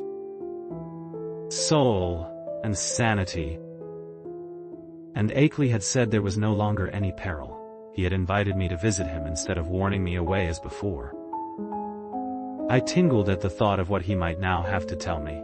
There was an almost paralyzing fascination in the thought of sitting in that lonely and lately beleaguered farmhouse, with a man who had talked with actual emissaries from outer space. Sitting there with the terrible record and the pile of letters in which Akeley had summarized his earlier conclusions. So late Sunday morning I telegraphed Akeley that I would meet him in Brattleboro on the following Wednesday, September 12th, if that date were convenient for him. In only one respect did I depart from his suggestions, and that concerned the choice of a train. Frankly, I did not feel like arriving in that haunted Vermont region late at night. So instead of accepting the train he chose, I telephoned the station and devised another arrangement. By rising early and taking the 8:07 a.m. Standard into Boston, I could catch the 9:25 for Greenfield, arriving there at 12:22 noon. This connected exactly with a train reaching Brattleboro at 1:08 p.m., a much more comfortable hour than 10:01 for meeting Akeley and riding with him into the close-packed secret guarding hills. I mentioned this choice in my telegram, and was glad to learn in the reply which came toward evening that it had met with my prospective host's endorsement. His wire ran thus: "Arrangement satisfactory. We'll meet 1:08 train Wednesday. Don't forget record and letters and prints. Keep destination quiet. Expect great revelations. Akeley, Guideway." Receipt of this message in direct response to one sent to Akeley, and necessarily delivered to his house from the Townshend station, either by official messenger or by a restored telephone service, removed any lingering subconscious doubts I may have had about the authorship of the perplexing letter. My relief was marked. Indeed, it was greater than I could account for at that time, since all such doubts had been rather deeply buried. But I slept soundly and long that night, and was eagerly busy with preparations during the ensuing 2 days. Chapter 6. On Wednesday I started as agreed, taking with me a valise full of simple necessities and scientific data, including the hideous phonograph record, the Kodak prints, and the entire file of Akeley's correspondence. As requested, I had told no one where I was going, for I could see that the matter demanded utmost privacy, even allowing for its most favorable turns. The thought of actual mental contact with alien, outside entities was stupefying enough to my trained and somewhat prepared mind. And this being so, what might one think of its effect on the vast masses of uninformed laymen? I do not know whether dread or adventurous expectancy was uppermost in me as I changed trains in Boston, and began the long westward run out of familiar regions into those I knew less thoroughly. Waltham, Concord, Ayr, Fitchburg, Gardner, Athol. My train reached Greenfield 7 minutes late, but the northbound connecting express had been held. Transferring in haste, I felt a curious breathlessness as the cars rumbled on through the early afternoon sunlight into territories I had always read of but had never before visited. I knew I was entering an altogether older-fashioned and more primitive New England than the mechanized, urbanized coastal and southern areas where all my life had been spent.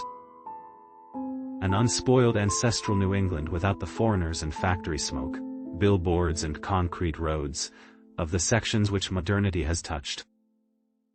There would be odd survivals of that continuous native life whose deep roots make it the one authentic outgrowth of the landscape, the continuous native life which keeps alive strange ancient memories, and fertilizes the soil for shadowy, marvelous, and seldom mentioned beliefs. Now and then I saw the blue Connecticut River gleaming in the sun, and after leaving Northfield we crossed it. Ahead loomed green and cryptical hills, and when the conductor came around, I learned that I was at last in Vermont. He told me to set my watch back an hour, since the northern hill country will have no dealings with newfangled daylight time schemes. As I did so, it seemed to me that I was likewise turning the calendar back a century. The train kept close to the river, and across in New Hampshire I could see the approaching slope of steep Wantasticate, about which singular old legends cluster. Then streets appeared on my left, and a green island showed in the stream on my right.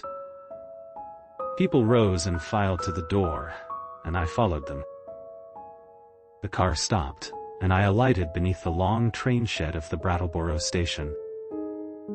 Looking over the line of waiting motors, I hesitated a moment to see which one might turn out to be the Akeley Ford, but my identity was divined before I could take the initiative. And yet it was clearly not Akeley himself who advanced to meet me with an outstretched hand, and a mellowly phrased query as to whether I was indeed Mr. Albert N. Wilmarth of Arkham. This man bore no resemblance to the bearded, grizzled Akeley of the snapshot, but was a younger and more urban person, fashionably dressed, and wearing only a small dark mustache. His cultivated voice held an odd and almost disturbing hint of vague familiarity, though I could not definitely place it in my memory. As I surveyed him, I heard him explaining that he was a friend of my prospective hosts who had come down from Townshend in his stead. Akeley, he declared, had suffered a sudden attack of some asthmatic trouble and did not feel equal to making a trip in the outdoor air. It was not serious, however, and there was to be no change in plans regarding my visit. I could not make out just how much this Mr. Puan Noise, as he announced himself, knew of Akeley's researches and discoveries, though it seemed to me that his casual manner stamped him as a comparative outsider. Remembering what a hermit Akeley had been, I was a trifle surprised at the ready availability of such a friend, but did not let my puzzlement deter me from entering the motor to which he gestured me. It was not the small ancient car I had expected from Akeley's descriptions, but a large and immaculate specimen of recent pattern, apparently Noy's own, and bearing Massachusetts license plates with the amusing sacred codfish device of that year. My guide, I concluded, must be a summer transient in the Townshend region. Noyes climbed into the car beside me and started it at once. I was glad that he did not overflow with conversation, for some peculiar atmospheric tensity made me feel disinclined to talk. The town seemed very attractive in the afternoon sunlight, as we swept up an incline and turned to the right into the main street.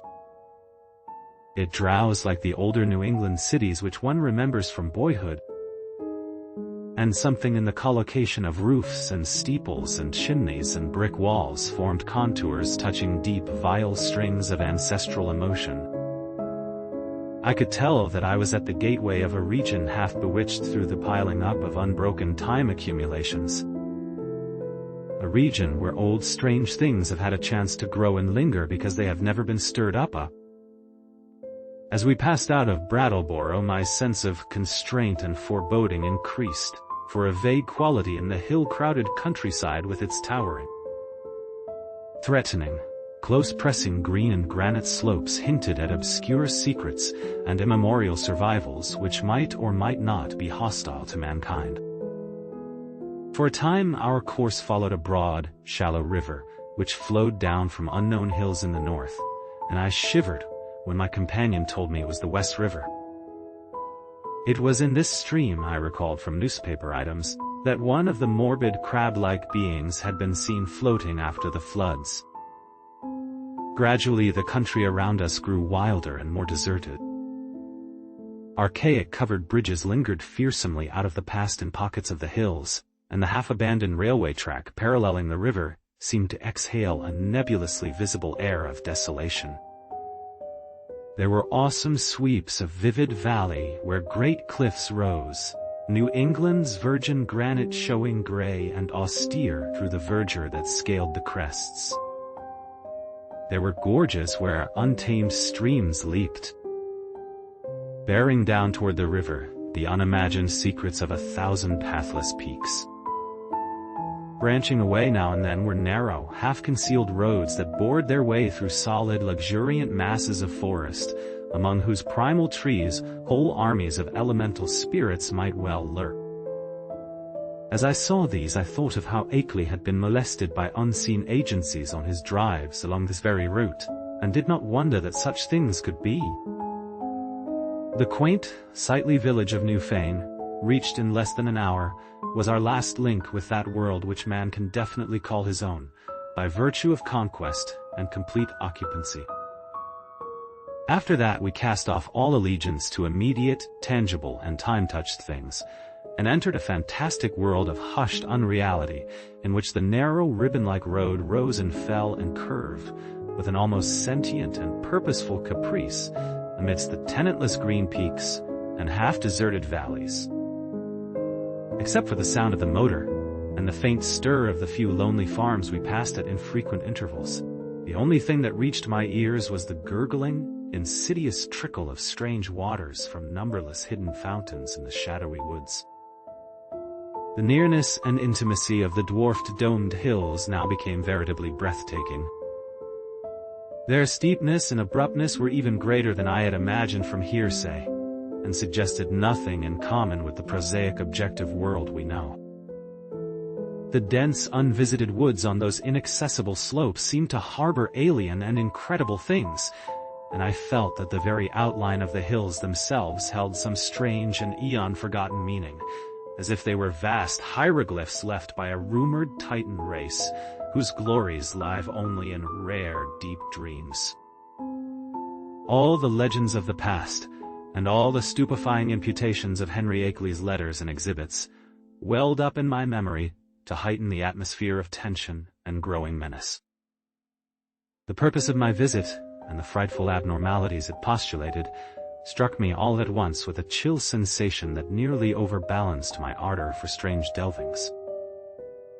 My guide must have noticed my disturbed attitude, for as the road grew wilder and more irregular, and our motions slower and more jolting, his occasional pleasant comments expanded into a steadier flow of discourse.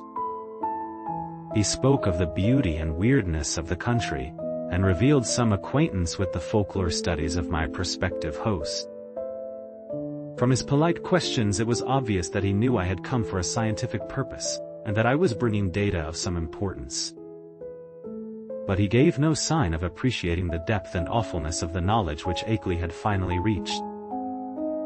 His manner was so cheerful, normal, and urbane that his remarks ought to have calmed and reassured me. But oddly enough I felt only the more disturbed as we bumped and veered onward into the unknown wilderness of hills and woods. At times it seemed as if he were pumping me to see what I knew of the monstrous secrets of the place, and with every fresh utterance that vague, teasing, baffling familiarity in his voice increased. It was not an ordinary or healthy familiarity despite the thoroughly wholesome and cultivated nature of the voice. I somehow linked it with forgotten nightmares, and felt that I might go mad if I recognized it. If any good excuse had existed, I think I would have turned back from my visit. As it was, I could not well do so, and it occurred to me that a cool scientific conversation with Akeley himself after my arrival would help greatly to pull me together. Besides, there was a strangely calming element of cosmic beauty in the hypnotic landscape through which we climbed and plunged fantastically. Time had lost itself in the labyrinths behind, and around us stretched only the flowering waves of fairy and the recaptured loveliness of vanished centuries. The hoary groves, the untainted pastures edged with gay autumnal blossoms, and at vast intervals the small brown farmsteads nestling amidst huge trees beneath vertical precipices of fragrant briar and meadowgrass.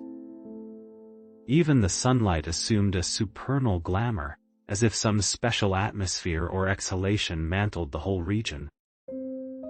I had seen nothing like it before save in the magic vistas that sometimes form the backgrounds of Italian primitives. Sodoma and Leonardo conceived such expanses, but only in the distance, and through the vaultings of Renaissance arcades. We were now burrowing bodily through the midst of the picture, and I seemed to find in its necromancy a thing I had innately known or inherited, and for which I had always been vainly searching. Suddenly, after rounding an obtuse angle at the top of a sharp ascent, the car came to a standstill. On my left, across a well-kept lawn which stretched to the road and flaunted a border of whitewashed stones, rose a white, 2.5-story house of unusual size and elegance for the region, with a congeries of contiguous or arcade-linked barns, sheds, and windmill behind and to the right. I recognized it at once from the snapshot I had received, and was not surprised to see the name of Henry Akeley on the galvanized iron mailbox near the road. For some distance back of the house, a level stretch of marshy and sparsely wooded land extended, beyond which soared a steep, thickly forested hillside, ending in a jagged leafy crest. This latter, I knew, was the summit of Dark Mountain, halfway up which we must have climbed already. Alighting from the car and taking my valise, Noyes asked me to wait while he went in and notified Akeley of my advent. He himself, he added, had important business elsewhere, and could not stop for more than a moment. As he briskly walked up the path to the house, I climbed out of the car myself, wishing to stretch my legs a little before settling down to a sedentary conversation. My feeling of nervousness and tension had risen to a maximum again now that I was on the actual scene of the morbid beleaguering described so hauntingly in Akeley's letters, and I honestly dreaded the coming discussions which were to link me with such alien and forbidden worlds. Close contact with the utterly bizarre is often more terrifying than inspiring, and it did not cheer me to think that this very bit of dusty road was the place where those monstrous tracks and that fotid green ichor had been found after moonless nights of fear and death. Idly I noticed that none of Akeley's dogs seemed to be about. Had he sold them all as soon as the outer ones made peace with him? Try as I might, I could not have the same confidence in the depth and sincerity of that peace which appeared in Akeley's final and queerly different letter. After all, he was a man of much simplicity and with little worldly experience. Was there not? Perhaps some deep and sinister undercurrent beneath the surface of the new alliance? Led by my thoughts, my eyes turned downward to the powdery road surface which had held such hideous testimonies. The last few days had been dry, and tracks of all sorts cluttered the rutted, irregular highway despite the unfrequented nature of the district. With a vague curiosity, I began to trace the outline of some of the heterogeneous impressions, trying meanwhile to curb the flights of macabre fancy which the place and its memories suggested. There was something menacing and uncomfortable in the funereal stillness, in the muffled, subtle trickle of distant brooks, and in the crowding green peaks and black-wooded precipices that choked the narrow horizon. And then an image shot into my consciousness which made those vague menaces and flights of fancy seem mild and insignificant indeed.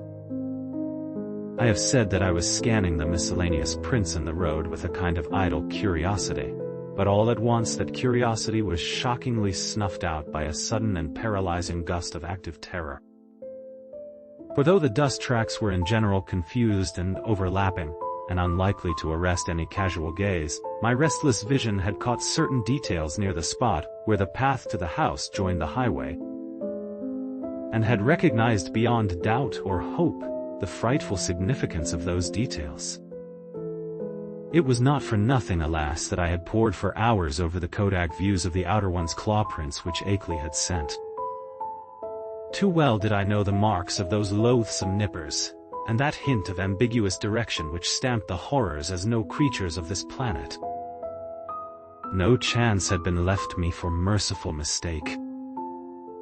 Here indeed, in objective form before my own eyes, and surely made not many hours ago, were at least 3 marks which stood out blasphemously among the surprising plethora of blurred footprints leading to and from the Akeley farmhouse. They were the hellish tracks of the living fungi from Yuggoth. I pulled myself together in time to stifle a scream. After all, what more was there than I might have expected, assuming that I had really believed Akeley's letters? He had spoken of making peace with the things. Why, then, was it strange that some of them had visited his house? But the terror was stronger than the reassurance. Could any man be expected to look unmoved for the first time upon the claw marks of animate beings from outer depths of space? Just then I saw Noyes emerge from the door and approach with a brisk step. I reflected, keep command of myself, for the chances were this genial friend knew nothing of Akeley's profoundest and most stupendous probings into the forbiddens. Akeley, Noise hastened to inform me, was glad and ready to see me. Although his sudden attack of asthma would prevent him from being a very competent host for a day or two. These spells hit him hard when they came and were always accompanied by a debilitating fever and general weakness. He never was good for much while they lasted, had to talk in a whisper, and was very clumsy and feeble in getting about. His feet and ankles swelled too, so that he had to bandage them like a gouty old beefeater. Today he was in rather bad shape, so that I would have to attend very largely to my own needs. But he was none the less eager for conversation. I would find him in the study at the left of the front hall, the room where the blinds were shut. He had to keep the sunlight out when he was ill, for his eyes were very sensitive. As Noise bade me adieu, and rode off northward in his car, I began to walk slowly toward the house. The door had been left ajar for me. But before approaching and entering, I cast a searching glance around the whole place, trying to decide what had struck me as so intangibly queer about it. The barns and sheds looked trimly prosaic enough, and I noticed Akeley's battered Ford in its capacious, unguarded shelter. Then the secret of the queerness reached me. It was the total silence. Ordinarily a farm is at least moderately murmurous from its various kinds of livestock, but here all signs of life were missing. What of the hens and the hogs? The cows, of which Akeley had said he possessed several, might conceivably be out to pasture, and the dogs might possibly have been sold. But the absence of any trace of cackling or grunting was truly singular. I did not pause long on the path, but resolutely entered the open house door and closed it behind me. It had cost me a distinct psychological effort to do so, and now that I was shut inside, I had a momentary longing for precipitate retreat. Not that the place was in the least sinister in visual suggestion. On the contrary, I thought the graceful late colonial hallway very tasteful and wholesome, and admired the evident breeding of the man who had furnished it. What made me wish to flee was something very attenuated and indefinable. Perhaps it was a certain odd odor which I thought I noticed, though I well knew how common musty odors are in even the best of ancient farmhouses. Chapter 7. Refusing to let these cloudy qualms overmaster me, I recalled Noy's instructions and pushed open the 6-paneled brass-latched white door on my left. The room beyond was darkened, as I had known before. And as I entered it, I noticed that the queer odor was stronger there. There likewise appeared to be some faint, half-imaginary rhythm or vibration in the air. For a moment the closed blinds allowed me to see very little, but then a kind of apologetic hacking or whispering sound drew my attention to a great easy chair in the farther darker corner of the room. Within its shadowy depths I saw the white blur of a man's face and hands. And in a moment I had crossed to greet the figure who had tried to speak. Dim though the light was, I perceived that this was indeed my host. I had studied the Kodak picture repeatedly, and there could be no mistake about this firm, weather-beaten face with the cropped, grizzled beard. But as I looked again, my recognition was mixed with sadness and anxiety. For certainly, this face was that of a very sick man. I felt that there must be something more than asthma behind that strained, rigid, immobile expression and unwinking, glassy stare, and realized how terribly the strain of his frightful experiences must have told on him. Was it not enough to break any human being, even a younger man than this intrepid delver into the forbidden? The strange and sudden relief, I feared, had come too late to save him from something like a general breakdown. There was a touch of the pitiful in the limp, lifeless way his lean hands rested in his lap. He had on a loose dressing gown, and was swathed around the head and high around the neck with a vivid yellow scarf or hood. And then I saw that he was trying to talk in the same hacking whisper with which he had greeted me. It was a hard whisper to catch at first, since the grey mustache concealed all movements of the lips, and something in its timbre disturbed me greatly. But by concentrating my attention I could soon make out its purport surprisingly well. The accent was by no means a rustic one, and the language was even more polished than correspondence had led me to expect. "Mr. Wilmarth, I presume? You must pardon my not rising. I am quite ill, as Mr. Noyes must have told you, but I could not resist having you come just the same. You know what I wrote in my last letter. There is so much to tell you tomorrow when I shall feel better. I can't say how glad I am to see you in person after all our many letters. You have the file with you, of course? And the Kodak prints and record? Noyes put your valise in the hall. I suppose you saw it. For tonight I fear you'll have to wait on yourself to a great extent. Your room is upstairs, the one over this, and you'll see the bathroom door open at the head of the staircase. There's a meal spread for you in the dining room, right through this door at your right, which you can take whenever you feel like it. I'll be a better host tomorrow, but just now weakness leaves me helpless. Make yourself at home. You might take out the letters and pictures and record and put them on the table here before you go upstairs with your bag. It is here that we shall discuss them. You can see my phonograph on that corner stand. No, thanks. There's nothing you can do for me. I know these spells of old. Just come back for a little quiet visiting before night, and then go to bed when you please. I'll rest right here, perhaps sleep here all night as I often do. In the morning I'll be far better able to go into the things we must go into. You realize, of course, the utterly stupendous nature of the matter before us. To us, as to only a few men on this earth, there will be opened up gulfs of time and space and knowledge beyond anything within the conception of human science and philosophy. Do you know that Einstein is wrong, and that certain objects and forces can move with a velocity greater than that of light? With proper aid I expect to go backward and forward in time, and actually see and feel the earth of remote past and future epochs. You can't imagine the degree to which those beings have carried science. There is nothing they can't do with the mind and body of living organisms. I expect to visit other planets, and even other stars and galaxies. The first trip will be to Yuggoth, the nearest world fully peopled by the beings. It is a strange dark orb at the very rim of our solar system, unknown to earthly astronomers as yet. But I must have written you about this. At the proper time, you know, the beings there will direct thought currents toward us, and cause it to be discovered, or perhaps let one of their human allies give the scientists a hint.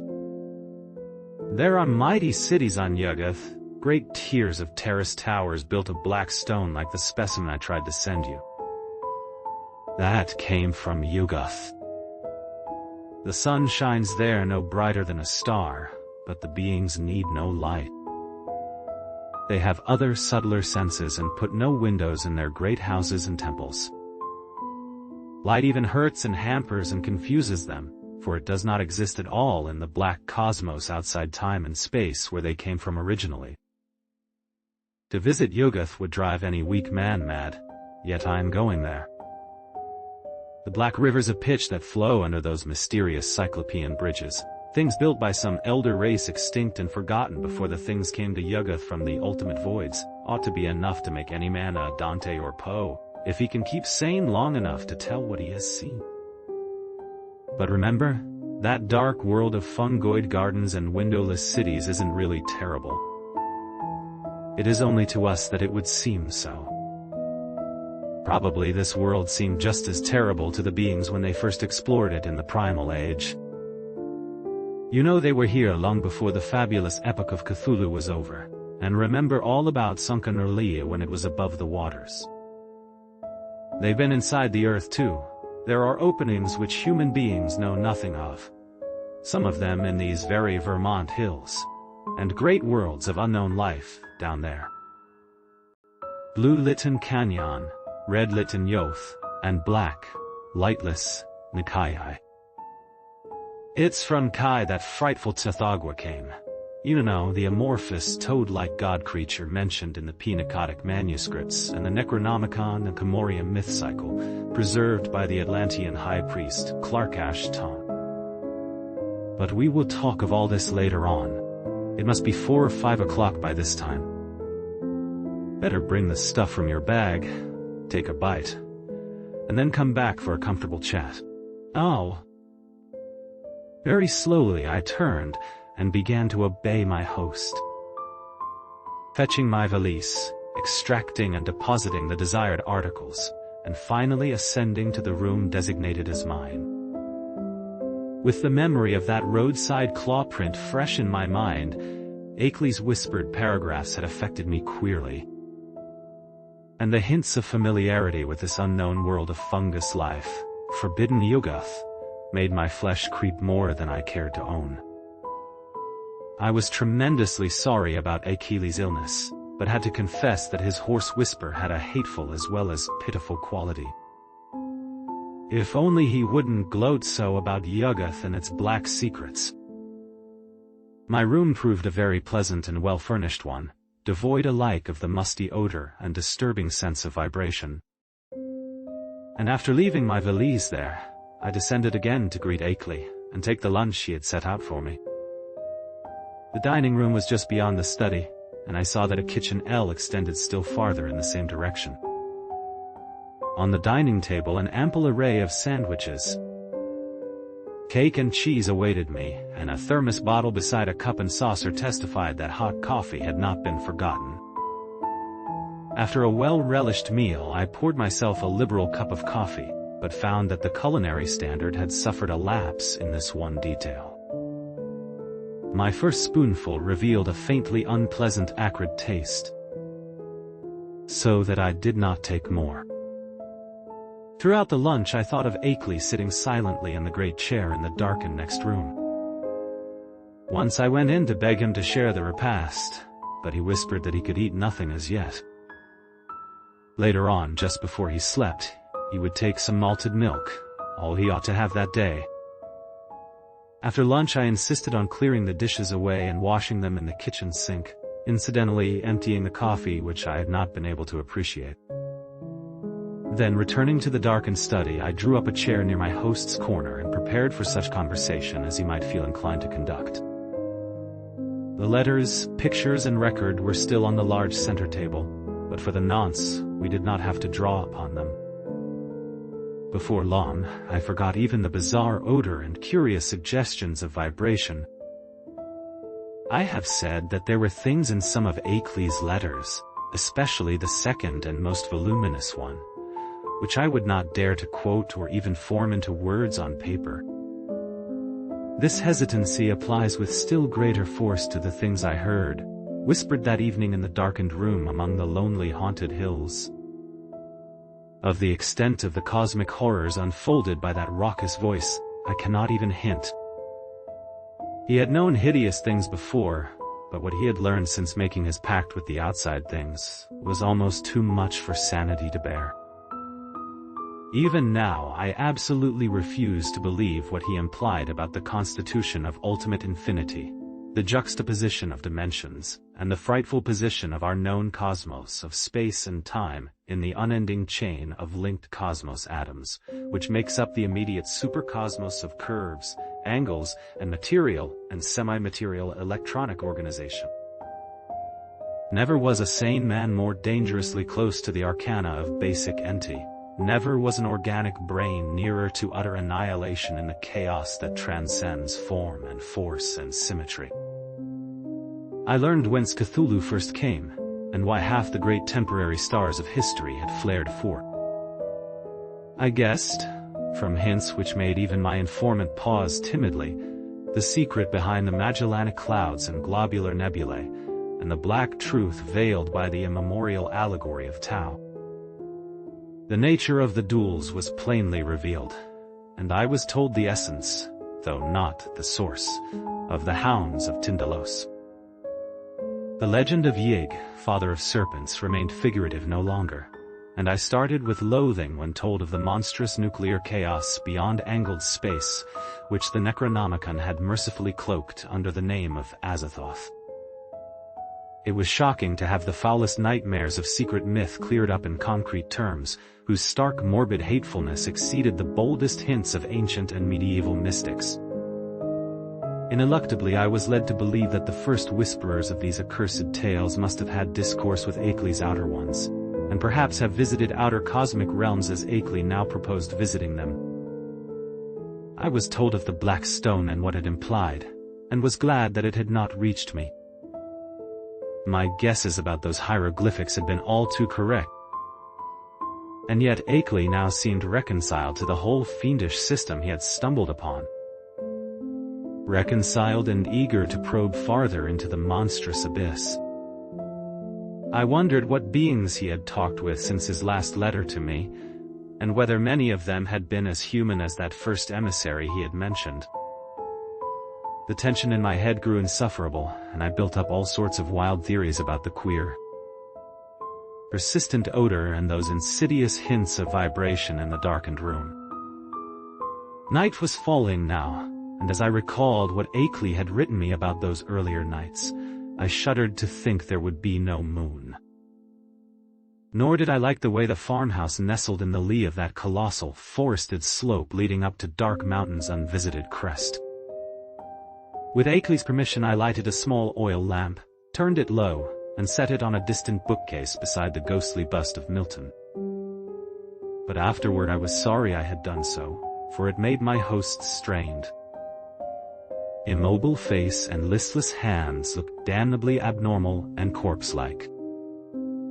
He seemed half incapable of motion, though I saw him nod stiffly once in a while. After what he had told, I could scarcely imagine what profounder secrets he was saving for the morrow. But at last it developed that his trip to Yuggoth and beyond, and my own possible participation in it, was to be the next day's topic. He must have been amused by the start of horror I gave at hearing a cosmic voyage on my part proposed, for his head wobbled violently when I shewed my fear. Subsequently he spoke very gently of how human beings might accomplish, and several times had accomplished, the seemingly impossible flight across the interstellar void. It seemed that complete human bodies did not indeed make the trip, but that the prodigious surgical, biological, chemical, and mechanical skill of the outer ones had found a way to convey human brains without their concomitant physical structure. There was a harmless way to extract a brain, and a way to keep the organic residue alive during its absence. The bare, compact cerebral matter was then immersed in an occasionally replenished fluid within an ether-tight cylinder of a metal mined in Yuggoth, certain electrodes reaching through and connecting at will with elaborate instruments capable of duplicating the three vital faculties of sight, hearing, and speech. For the winged fungus beings to carry the brain cylinders intact through space was an easy matter.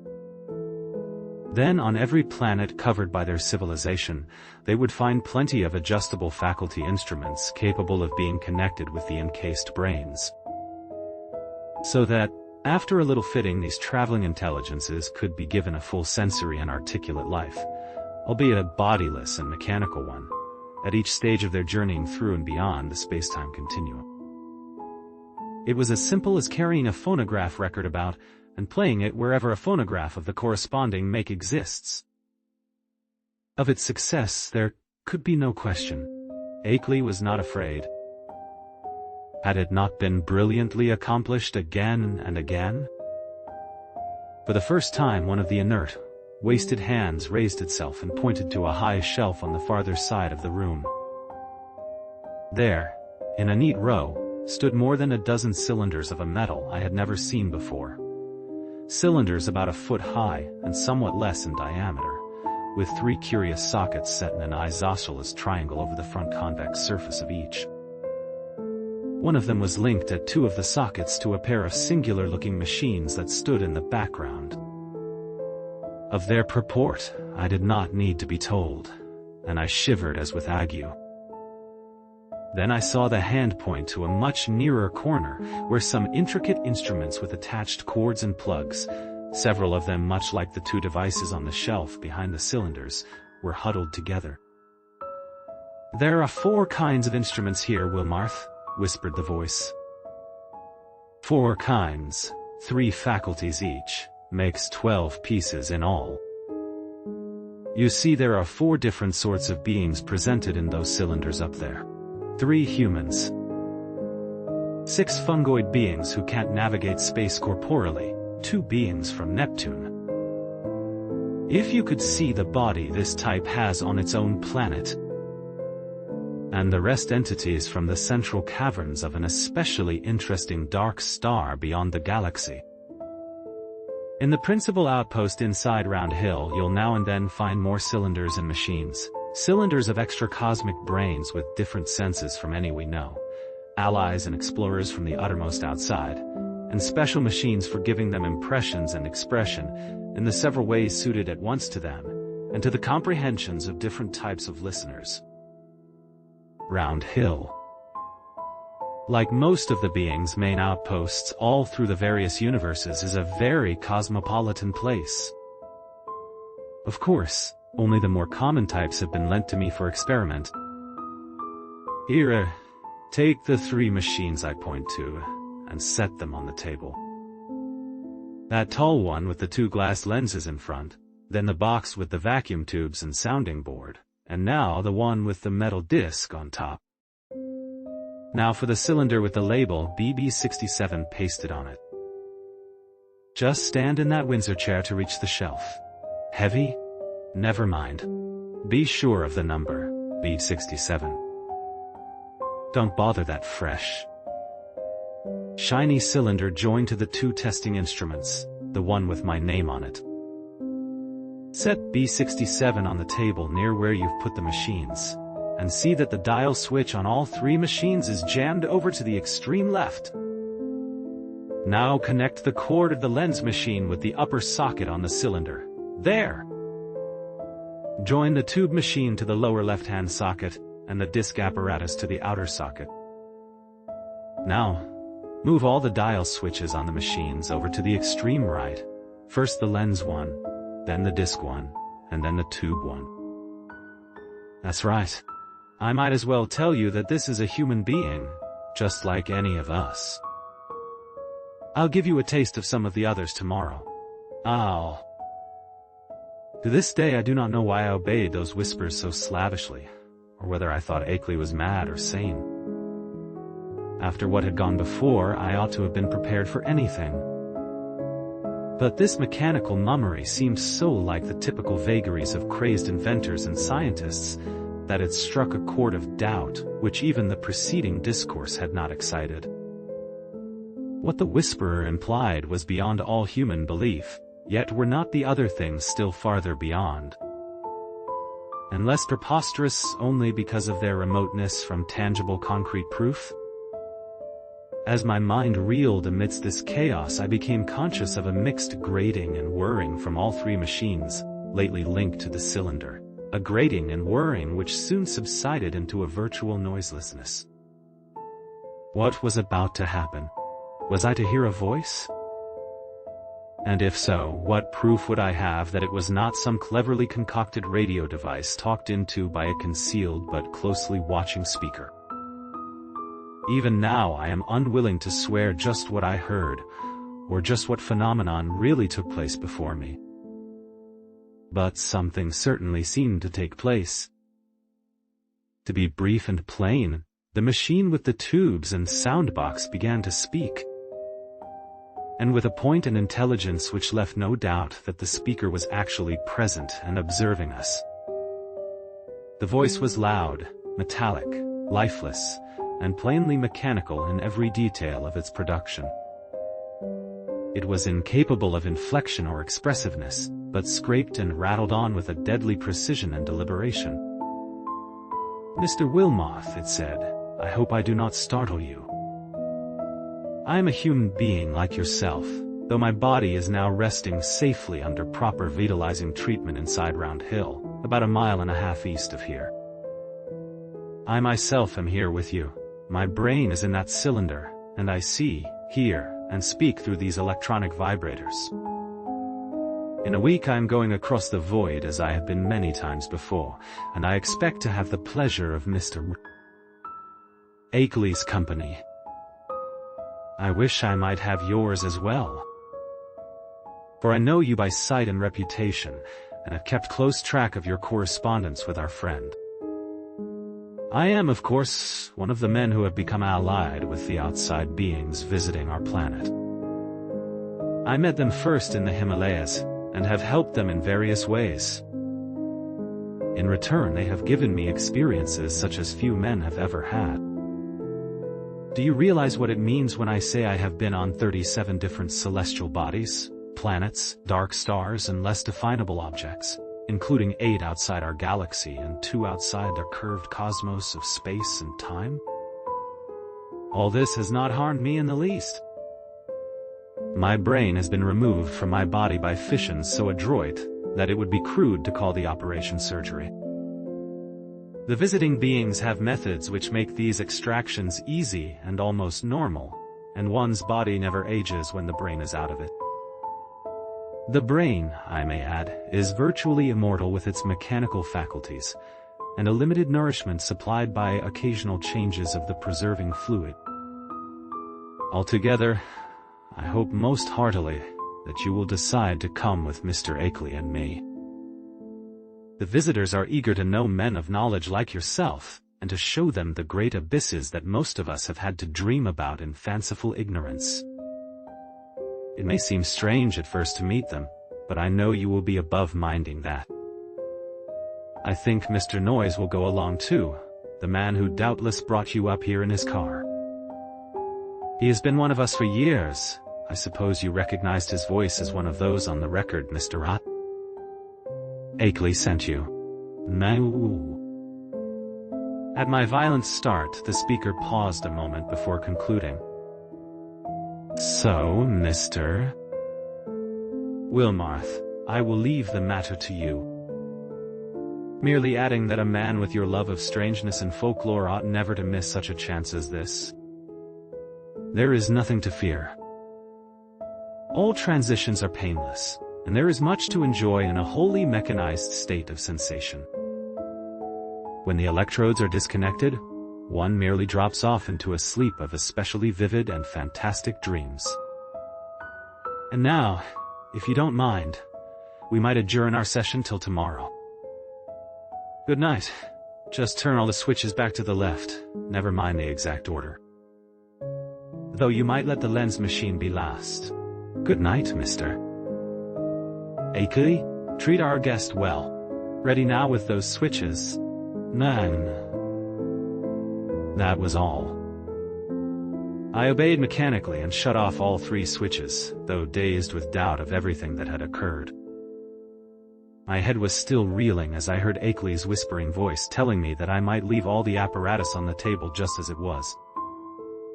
He did not essay any comment on what had happened, and indeed no comment could have conveyed much to my burdened faculties. I heard him telling me I could take the lamp to use in my room, and deduced that he wished to rest alone in the dark. It was surely time he rested, for his discourse of the afternoon and evening had been such as to exhaust even a vigorous man. Still dazed, I bade my host good night and went upstairs with the lamp, although I had an excellent pocket flashlight with me. I was glad to be out of that downstairs study with the queer odor and vague suggestions of vibration, yet could not of course escape a hideous sense of dread and peril and cosmic abnormality, as I thought of the place I was in and the forces I was meeting. The wild, lonely region, the black, mysteriously forested slope towering so close behind the house, the footprints in the road, the sick, motionless whisperer in the dark, the hellish cylinders and machines, and above all, the invitations to strange surgery and stranger voyagings. These things, all so new and in such sudden succession, rushed in on me with a cumulative force. To discover that my guide noise was the human celebrant in that monstrous bygone Sabbat ritual on the phonograph record was a particular shock, though I had previously sensed a dim, repellent familiarity in his voice. Another special shock came from my own attitude toward my host whenever I paused to analyze it. For much as I had instinctively liked Akeley as revealed in his correspondence, I now found that he filled me with a distinct repulsion. His illness ought to have excited my pity, but instead it gave me a kind of shudder. He was so rigid and inert and corpse-like, and that incessant whispering was so hateful and unhuman. It occurred to me that this whispering was different from anything else of the kind I had ever heard. That, despite the curious motionlessness of the speaker's mustache-screened lips, it had a latent strength and carrying power remarkable for the wheezings of an asthmatic. I had been able to understand the speaker when wholly across the room, and once or twice it had seemed to me that the faint but penetrant sounds represented not so much weakness as deliberate repression, for what reason I could not guess. From the first I had felt a disturbing quality in their timbre. Now, when I tried to weigh the matter, I thought I could trace this impression to a kind of subconscious familiarity like that which had made Noy's voice so hazily ominous. But when or where I had encountered the thing it hinted at was more than I could tell. One thing was certain, I would not spend another night here. My scientific zeal had vanished amidst fear and loathing, and I felt nothing now but a wish to escape from this net of morbidity and unnatural revelation. I knew enough now. It must indeed be true that cosmic linkages do exist, but such things are surely not meant for normal human beings to meddle without. Blasphemous influences seemed to surround me, and press chokingly upon my senses. Sleep, I decided, would be out of the question. So I merely extinguished the lamp and threw myself on the bed fully dressed. No doubt it was absurd, but I kept ready for some unknown emergency. Gripping in my right hand the revolver I had brought along, and holding the pocket flashlight in my left. Not a sound came from below, and I could imagine how my host was sitting there with cadaverous stiffness in the dark. Somewhere I heard a clock ticking, and was vaguely grateful for the normality of the sound. It reminded me, though, of another thing about the region which disturbed me: the total absence of animal life. There were certainly no farm beasts about, and now I realized that even the accustomed night noises of wild living things were absent. Except for the sinister trickle of distant unseen waters, that stillness was anomalous, interplanetary, and I wondered what star spawn. Intangible blight could be hanging over the region. I recalled from old legends that dogs and other beasts had always hated the outer ones, and thought of what those tracks in the road might mean. Chapter 8.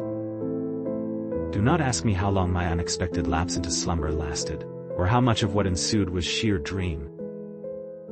If I tell you that I awaked at a certain time, and heard and saw certain things, you will merely answer that I did not wake then, and that everything was a dream, until the moment when I rushed out of the house, stumbled to the shed where I had seen the old Ford, and seized that ancient vehicle for a mad, aimless race over the haunted hills which at last landed me, after hours of jolting and winding through forest-threatened labyrinths, in a village which turned out to be Townshend Shed. You will also, of course, discount everything else in my report, and declare that all the pictures, record sounds, cylinder and machine sounds, and kindred evidences were bits of pure deception practiced on me by the missing Henry Akeley.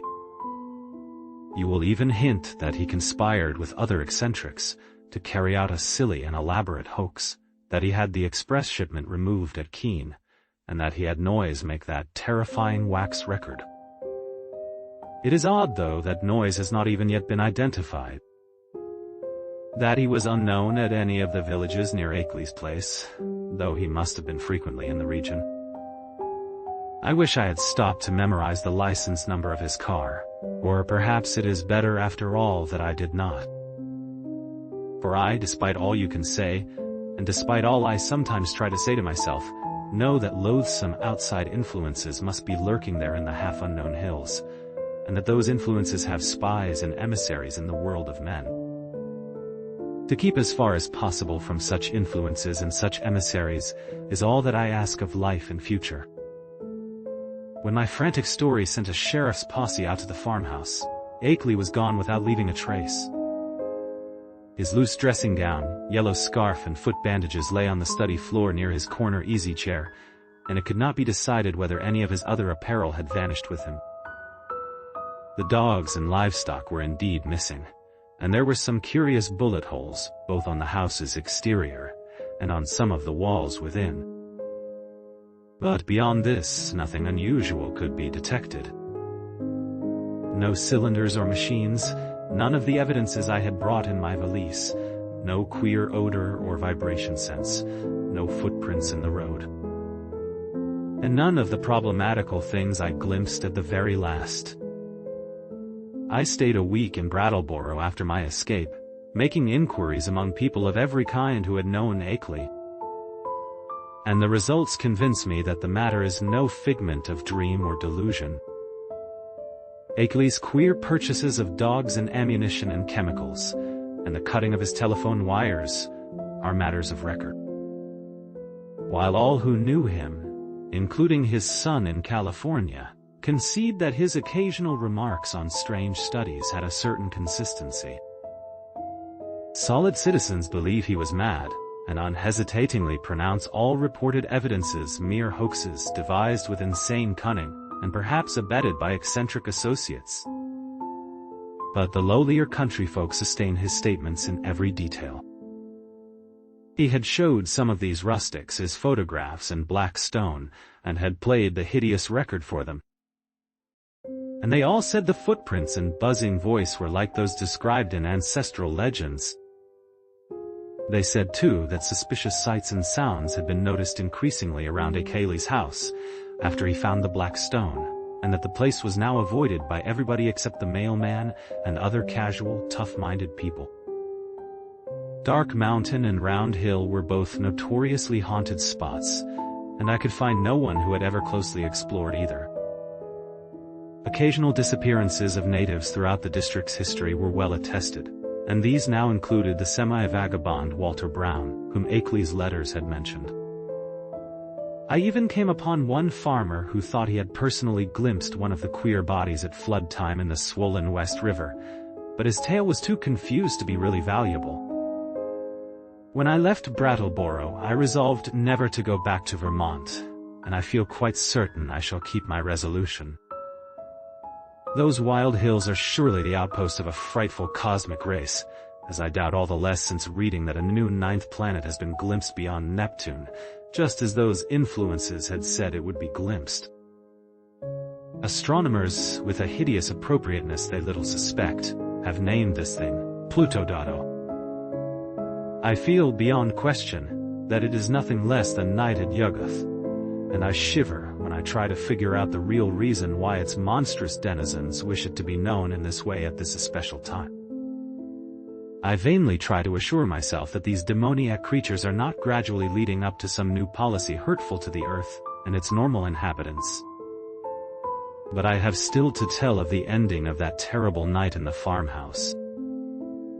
As I have said, I did finally drop into a troubled doze. A doze filled with bits of dream which involved monstrous landscape glimpses. Just what awaked me I cannot yet say, but that I did indeed awake at this given point, I feel very certain. My first confused impression was of stealthily creaking floorboards in the hall outside my door, and of a clumsy muffled fumbling at the latch.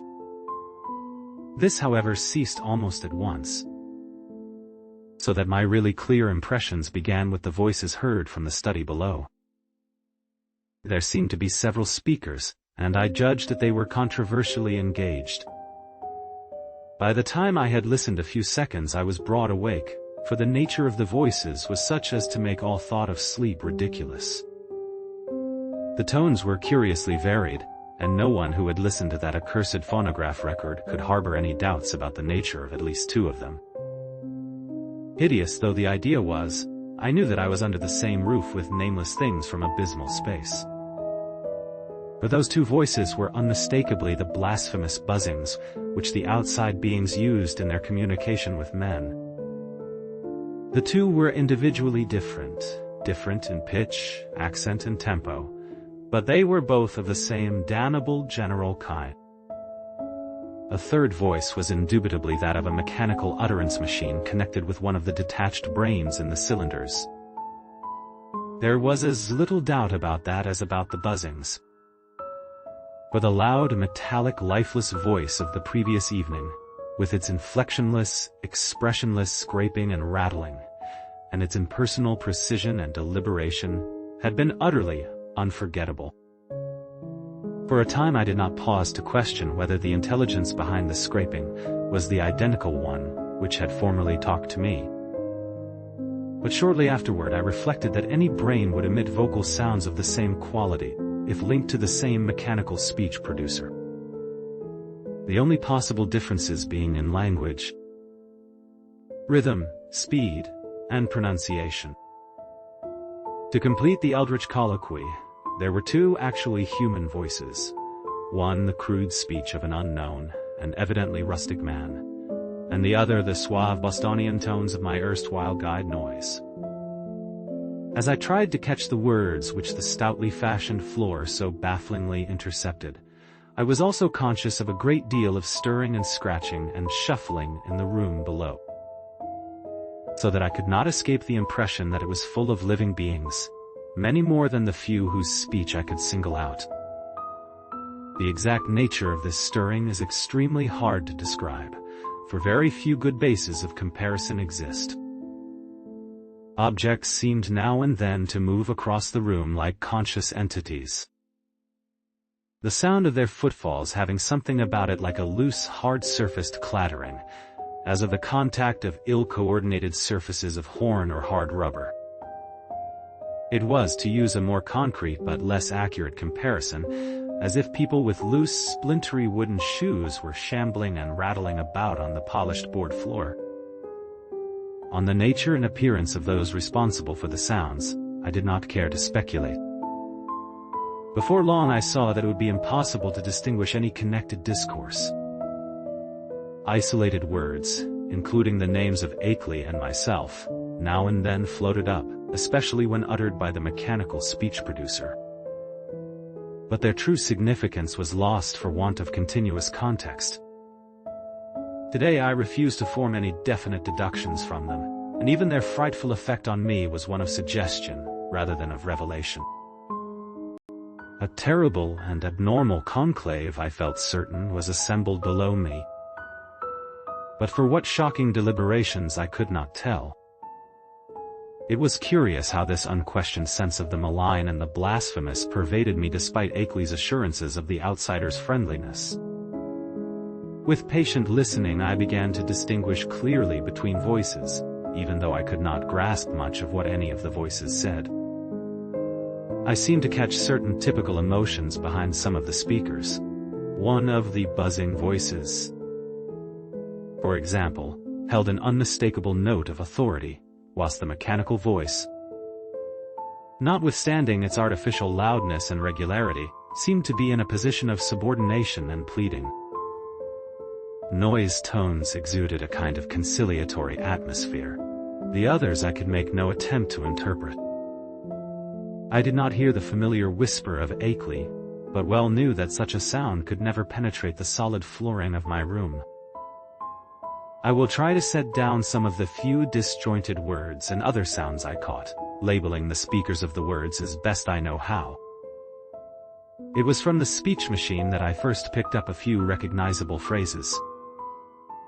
The speech machine warned me, brought it on myself, sent back the letters and the record, end on it. Taken in taught, Seeing and hearing taught all. Damn you. Impersonal force after all. Fresh, shiny cylinder, great God. Nay. Me. First, buzzing voice. Time we stopped. Small and human. Achy brain. Saying. Second buzzing voice. Nyarlathotep. ... Wilmoth. Records and letters. Cheap imposture. Nung. Noise. God. An unpronounceable word or name, possibly Na Ketun. Harmless. Peace. Oh. Couple of weeks. Theatrical. Wall. Told you that before. First, buzzing voice. No reason. Original plan. Effects. ... Noise can watch. Round hill. Fresh cylinder. Noise car. Noise. Well, all yours, down here, rest, place. Several voices at once in indistinguishable speech. Many footsteps, including the peculiar loose stirring or clattering. A curious sort of flapping sound. The sound of an automobile starting and receding. Silence. That is the substance of what my ears brought me as I lay rigid upon that strange upstairs bed in the haunted farmhouse among the demoniac hills. Lay there fully dressed, with a revolver clenched in my right hand, and a pocket flashlight gripped in my left. I became, as I have said, broad awake. But a kind of obscure paralysis nevertheless kept me inert till long after the last echoes of the sounds had died away. I heard the wooden, deliberate ticking of the ancient Connecticut clock somewhere far below, and at last made out the irregular snoring of a sleeper. Akeley must have dozed off after the strange session, and I could well believe that he needed to do so. Just what to think, or what to do, was more than I could decide. After all, what had I heard beyond things which previous information might have led me to expect? Had I not known that the nameless outsiders were now freely admitted to the farmhouse? No doubt Akeley had been surprised by an unexpected visit from them. Yet something in that fragmentary discourse had chilled me immeasurably, raised the most grotesque and horrible doubts, and made me wish fervently that I might wake up and prove everything a dream. I think my subconscious mind must have caught something which my consciousness has not yet recognized. But what of Akeley? Was he not my friend, and would he not have protested if any harm were meant me? The peaceful snoring below seemed to cast ridicule on all my suddenly intensified fears. Was it possible that Akeley had been imposed upon and used as a lure to draw me into the hills with the letters and pictures and phonograph record? Did those beings mean to engulf us both in a common destruction because we had come to know too much? Again I thought of the abruptness and unnaturalness of that change in the situation, which must have occurred between Akeley's penultimate and final letters.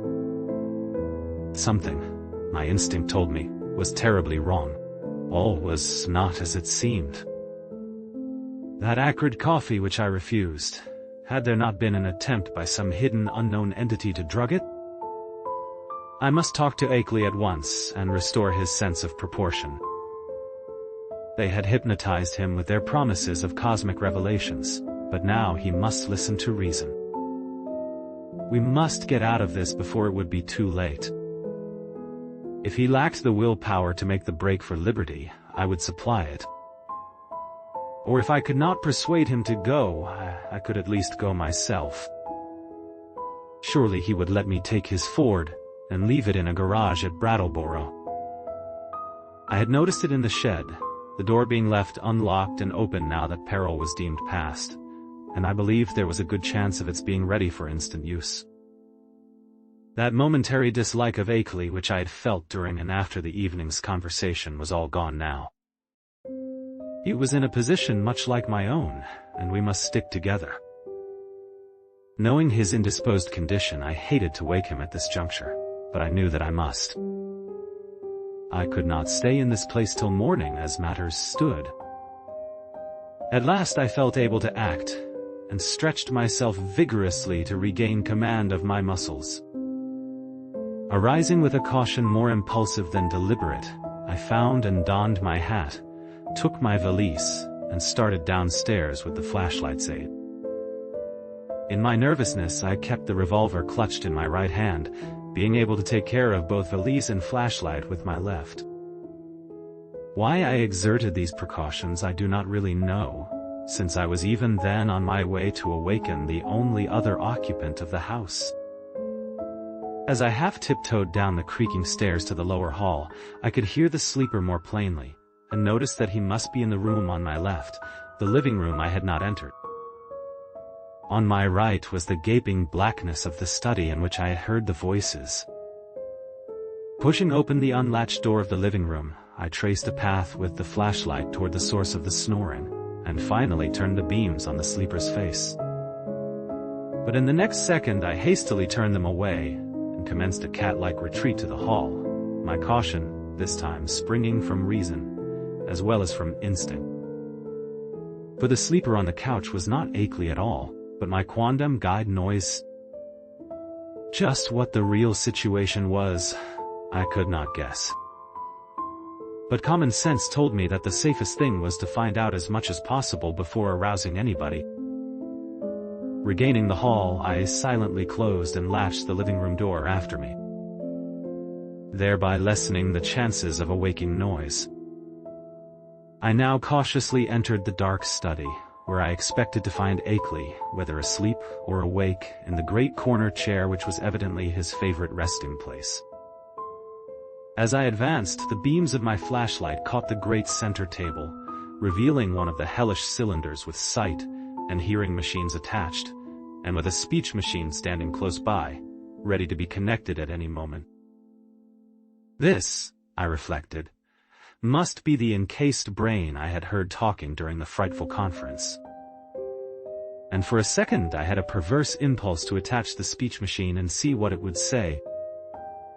It must, I thought, be conscious of my presence even now, since the sight and hearing attachments could not fail to disclose the rays of my flashlight and the faint creaking of the floor beneath my feet. But in the end, I did not dare meddle with the thing. I idly saw that it was the fresh, shiny cylinder with Akeley's name on it, which I had noticed on the shelf earlier in the evening, and which my host had told me not to bother. Looking back at that moment, I can only regret my timidity, and wish that I had boldly caused the apparatus to speak. God knows what mysteries and horrible doubts and questions of identity it might have cleared up. But then, it may be merciful that I let it alone. From the table I turned my flashlight to the corner where I thought Akeley was, but found to my perplexity that the great easy chair was empty of any human occupant asleep or awake. From the seat to the floor there trailed voluminously the familiar old dressing gown, and near it on the floor lay the yellow scarf and the huge foot bandages I had thought so odd. As I hesitated, striving to conjecture where Akeley might be, and why he had so suddenly discarded his necessary sick-room garments, I observed that the queer odor and sense of vibration were no longer in the room. What had been their cause? Curiously, it occurred to me that I had noticed them only in Akeley's vicinity. They had been strongest where he sat, and wholly absent except in the room with him or just outside the doors of that room. I paused, letting the flashlight wander about the dark study, and racking my brain for explanations of the turn affairs had taken. Would to heaven I had quietly left the place before allowing that light to rest again on the vacant chair. As it turned out, I did not leave quietly, but with a muffled shriek which must have disturbed, though it did not quite awake, the sleeping sentinel across the hall.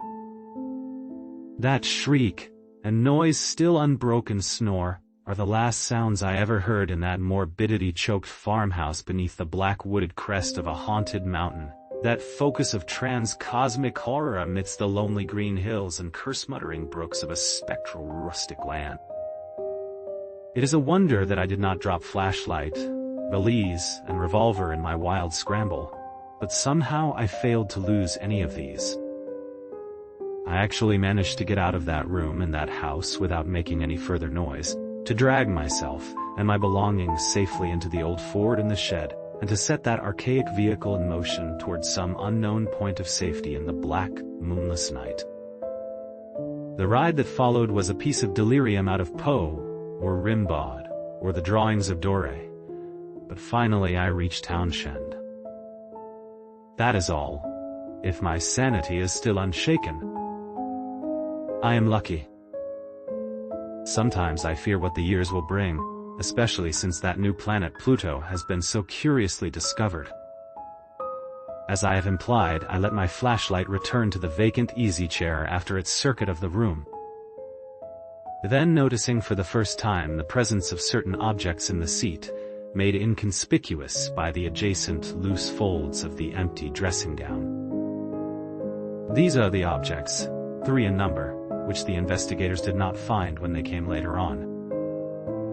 As I said at the outset, there was nothing of actual visual horror about them. The trouble was in what they led one to infer. Even now, I have my moments of half-doubt, moments in which I half accept the skepticism of those who attribute my whole experience to dream and nerves and delusion. The 3 things were damnably clever constructions of their kind, and were furnished with ingenious metallic clamps to attach them to organic developments, of which I dare not form any conjecture. I hope, devoutly hope, that they were the waxen products of a master artist, despite what my inmost fears tell me. Great God! That whisperer in darkness with its morbid odor and vibrations. Sorcerer. Emissary, changeling, outsider. That hideous repressed buzzing. And all the time in that fresh shiny cylinder on the shelf. Poor devil. Prodigious surgical, biological, chemical, and mechanical skill.